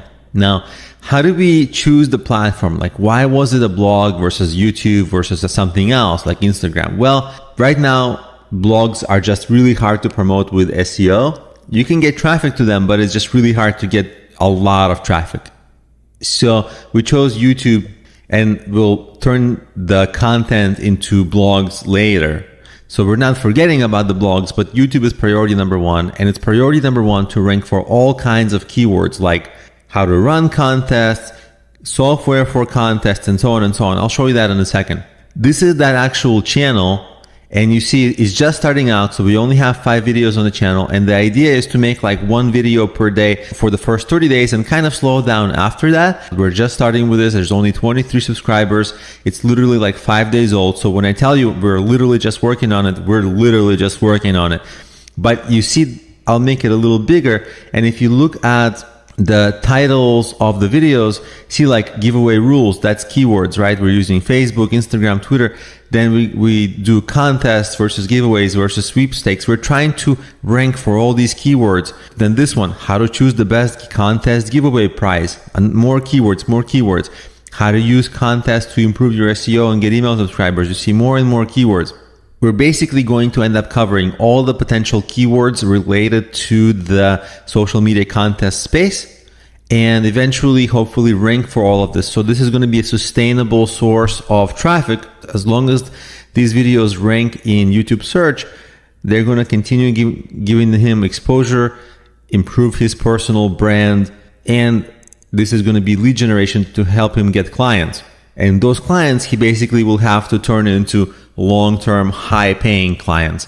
And if he manages to do all this, he will carve out a niche, make himself an influencer in that niche, and build a sizable business in that niche, all through this strategy. In this video, I want to give you an overview of a personal branded business, sometimes referred to as an influencer business or a thought leader business. Usually, people think that, oh, it's easy. You just get on Instagram, take some pictures of yourself, and then you can be an influencer. But actually, it's much harder than that, because to truly be an influencer and influential, you have to have built something else for which you are known. Typically, if you think of most successful people who have a self-branded business or who are influencers, sure, people travel, take pictures, or they're personal trainers and they are good looking, so it's easier for them. But that's more the exception than the rule. Most people have to actually work really hard and be successful at something else before they can become a thought leader or have a self-branded business. Usually, people have either a blog that's successful, a YouTube channel that's successful, a podcast, maybe they wrote a book that went big, maybe they had a successful business and they became a thought leader in some industry in which their business was in. Maybe they did some research and published some interesting reports about an industry. Maybe they networked with some very high-level people in the industry, but they did something that cemented them and gave them a little bit of recognition, and they didn't fake it. Because a lot of people think, oh, you just have to buy some likes on Facebook or take some shortcuts. You gain some audience, and because you have some audience, brands and people who want to advertise, they'll see your account and they'll think, oh my God, we want to get promoted by this influencer, and they're going to pay you and sponsor your posts to promote their products. It's not the case. Typically, having a self-branded business is a result of years of work to build the trust, to have an audience, and actually to gain the experience so that you can stand out in your expertise above almost everyone else in your industry. Because today we live in this world where a lot of people wake up, roll over in bed in the morning, and they say, I'm an expert because, I read the blog post about something, or because I watched a YouTube video, so now I think I know. But the truth is, most people will see through them and will see that they don't truly have the expertise. And that's why it does take years for you to build up your expertise and trust and an audience, so that you gain that reputation, so that you can build that self-branded business on top of that reputation. With one little caveat: the work you do has to be highly visible. For example, obviously everybody knows Steve Jobs was the CEO of Apple. He was a highly visible CEO. He was always the one doing the press conferences and everything. But there are many successful companies who you wouldn't even know who the CEO is. It's not as public, and sure, that person is an expert, but it would be far harder for them to build a self-branded business if they wanted to, because they don't have that recognition. That's why blogs, YouTube, podcasts, books, they are self-branded, because the person creating these things is so highly visible. So if it sounds difficult, it can be, but there is a good shortcut that you should take, and that is to start with a narrow niche. If you start with a wide niche, like all of business or all of cooking, you have to compete literally with the best of the best of the best in your industry, which is really hard. But if you start with a narrow niche, instead of business, you just do mobile app business. It's still a big niche, but there are far fewer experts in it. And that's the example that I did. I created some successful apps. I wrote a book about the app business. I created a course about the app business. I got to be one of the influencers in the mobile app space, which gave me an ability to sell my book, sell my course, and even have agency type clients where I help certain mobile app businesses with their marketing. But it wasn't overnight. It was all based on all the previous work. That's what gave authority and credibility to take all these next steps. So start with a narrow niche with an eye towards next bigger and bigger steps, but a narrow niche helps you succeed faster. So that's the path to establish a self-branded business. It's difficult at first, but long-term, it's a fantastic business because it's largely passive, a lifestyle business where you can work from anywhere, and a lot of people desire that. So it's a fantastic business, not to mention that it can make a lot of money, but it just takes time to build up to that. In this video, I want to talk about developing a sixth sense for future trends. And typically this comes with experience of already doing online business. The more you do online business, the more you begin noticing what's coming up in the future. And that makes a really big difference for your results because there's all these forward-looking businesses and backward-looking businesses. And a lot of people, they focus on backward-looking business models that are already proven because it's easy to get into established business models because somebody else probably told you about it. Like I can tell you, sell on Amazon. I can tell you, sell on Etsy. I can tell you, start blogging. I can tell you, do freelancing. But these are all things that, sure, now it still works, but if you got into them earlier, it would be much better. Because all these things, like at one point, they were fantastic. Now, the main issue is that it's crowded. It's always the same problem. Like if I tell you blogging, well, it's hard to get traffic. Amazon, it's really hard to stand out because there's so many sellers. Freelancing, it's hard to stand out. Mobile apps, hard to stand out. It's always the same problem. It's crowded because these are more or less, today you'd be getting into it at like not a too late of a stage, but sort of like these things are already mature. It would have been way better to get into them when they were just starting out. For example, with the internet business in 1995, or blogging in 2004, or cryptocurrency in like 2015 or a couple of years earlier on YouTube in 2006, so that you can be one of the first YouTubers if it was in 2016, and then you'd learn how to film better and quickly, and then you'd establish yourself as the top person in some huge niche, and you'd never look back. So though that would have been fantastic, but instead of getting into YouTube in 2006, mostly if you're getting into it now, of course, you're over 10 years late. It's going to be crowded, and it's always the same problem. Crowded. A lot of people trying to make money online. How do you solve this? Well, you solve this precisely by looking at what's coming around the corner. Whatever year you watch this, you have to ask yourself, like, okay, what's popular around the corner? Of course, it's going to be easier for you to spot it if you're already doing some online business because you're already going to be in some online communities. There's already going to be some kind of initial chatter. And if you are truly early, sometimes you're not going to know if it's going to succeed. Like when I got into Udemy, I didn't know if it was really going to be that big. It could have failed. So you have that risk. But then I rode that wave. And even though I thought it was crowded when I got into it, it's much more crowded now. So it's way harder to start now. So for me, that was an example of getting into a business at an early stage in its popularity. And so for you, from now on, as your mindset, always look for what's just coming up, what's popular, what are the kids using, what is their chatter about online, and then make time to actually get into it and start playing around with it. Most of these things will not pan out, but you just need one to pan out, and then you're going to ride that wave and face very little competition and establish yourself on a potentially huge platform from which you can make a lot of money. In this video, we're going to do something super funny and super unique that's probably never done before. And we're going to go through a whole ton of spam websites which promise to make money online and which we'll see which are legitimate. And how did I get these spam websites? These are all over the year. A lot of people have been posting on my YouTube channel in the spam comments and posting all kinds of spam links and stuff like that. And so what I did is I took the time to go through my spam in YouTube, which is like, it took me a long time, and I pulled out all the links like that even had remote chance of being reasonable. It took me a lot of time, but I got them.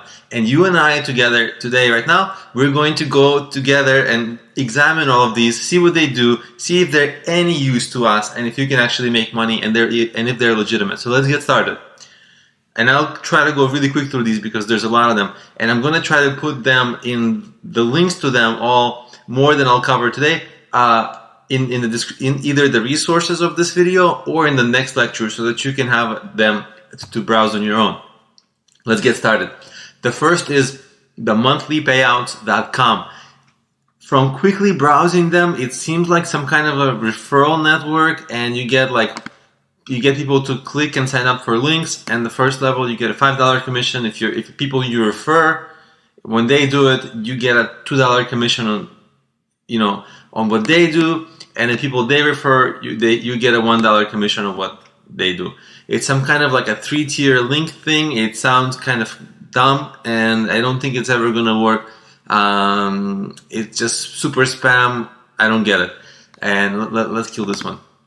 The next one is Gold Opinions. And in this one, you get paid. They say you will get paid to give your opinions on products, surveys, things like that, which sounds like a nice promise. They say they are legitimate. Look, they have publicity from MSNBC, entrepreneur.com, blah, blah, blah.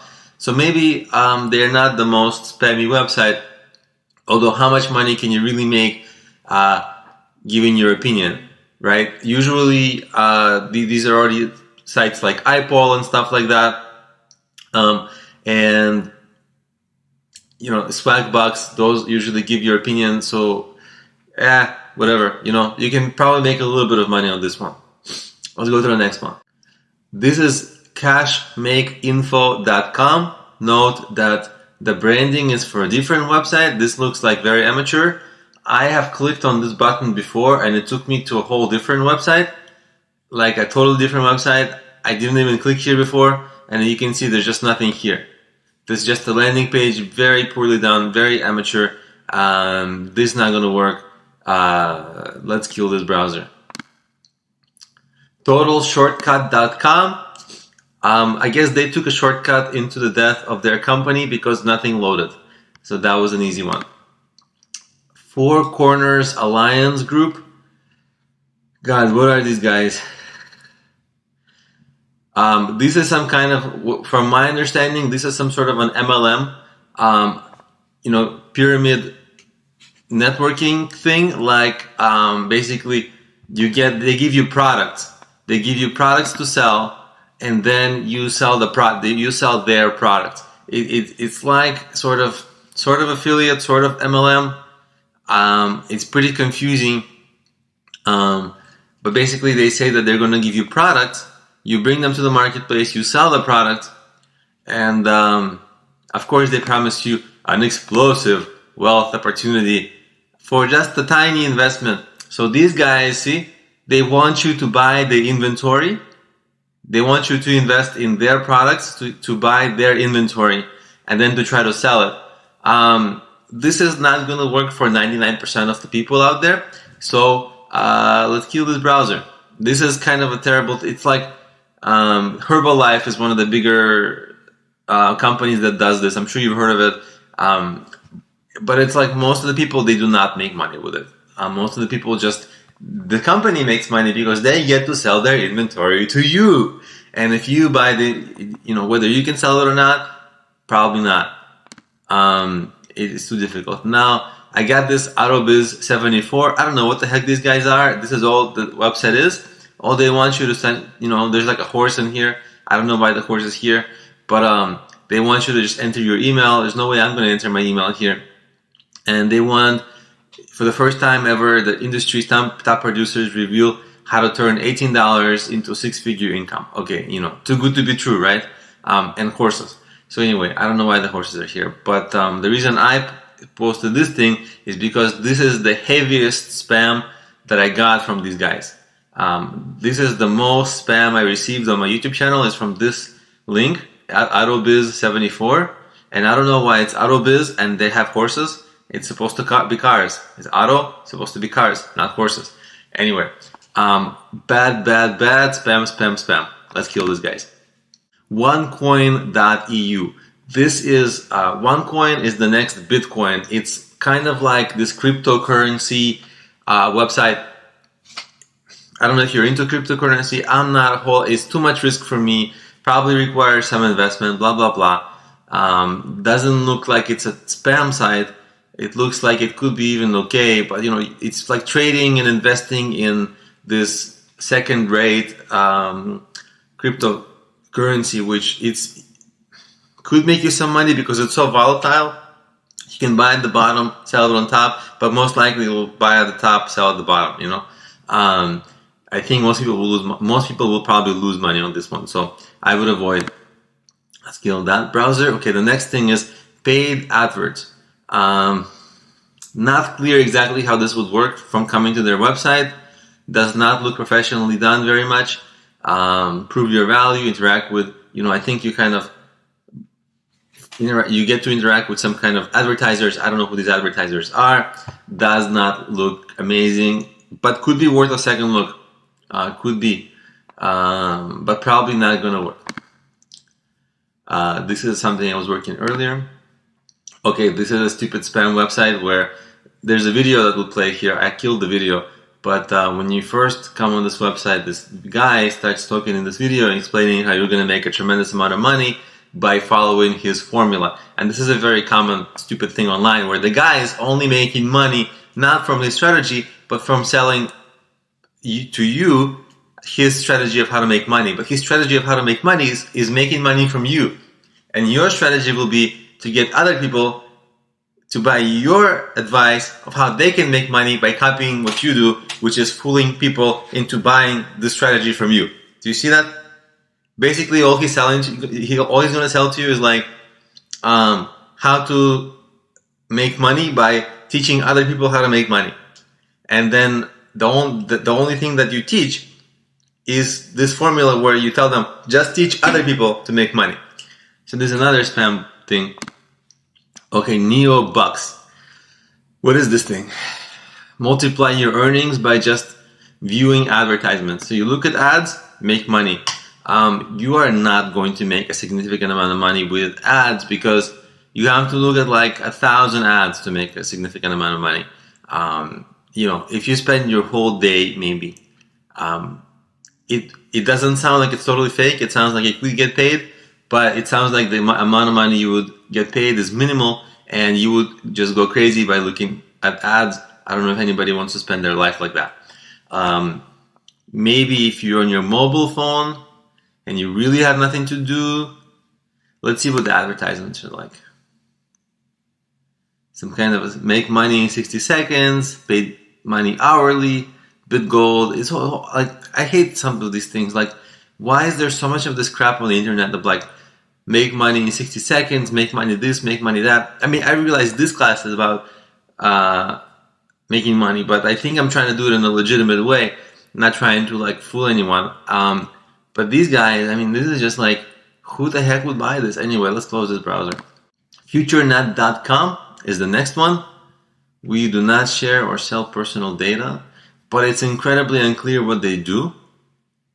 This is just their, and look at the terrible domain name that they have. This is probably FutureNet.club is probably something. And these guys just have their own account on this, and I have no idea what they do. They don't say what they do, which is a cardinal flaw. I have to go to the about page and look. They don't have an about page. Or they do have an about page. It's very tiny at the bottom. Nobody would look at it. Looks like these guys are going to scam you pretty nicely. What the heck is their vision? We create the first social network platform that has innovative tools. Really? They created the first social network platform? I thought that was MySpace. Blah, blah, blah, blah, blah. It's poorly designed, no spacing. Our values create... I don't trust you one bit. What the heck are you doing? At least you have pictures of your office. But I do not understand what you do. Most innovative social networking platform connects and inspires people all over the world to pursue their potential on the internet. That could be like anyone online. Nope. Okay, anyway, these guys are a bunch of idiots. And that's it. Let's close this browser. I think if it was me, I would only try this one, and that's barely, and that's because it would be out of curiosity. What got me is this could be totally fake, but if it's not fake, they got pretty good publicity, and I would be interested. I don't know why I have to try a 7-day trial. If I have to pay for this, why do I need to? Why do they want me to pay to earn money? That's the problem. And I think at this point, this would kill my registration process, and I would not be interested in these guys either, because why am I paying to make money from them? It almost never works that way. And this is where these guys lose my trust. And I close this browser. And that's it. So this is just like a few. I have double or triple the sites like this if you're interested, and they're going to be either, if I can post them in the resources of this lecture, they're going to be in the resources of this lecture, or if not, I'm going to post them as the very next lecture, so you can just have these URLs if you want to browse through them. But be careful, a lot of them, like really be careful. A lot of them are spam and scam, and who knows, maybe viruses. So I would be careful. Okay, but I hope you had fun. We just took a look at a whole bunch of stupid ways to make money online that totally won't work, but people promise you that they do.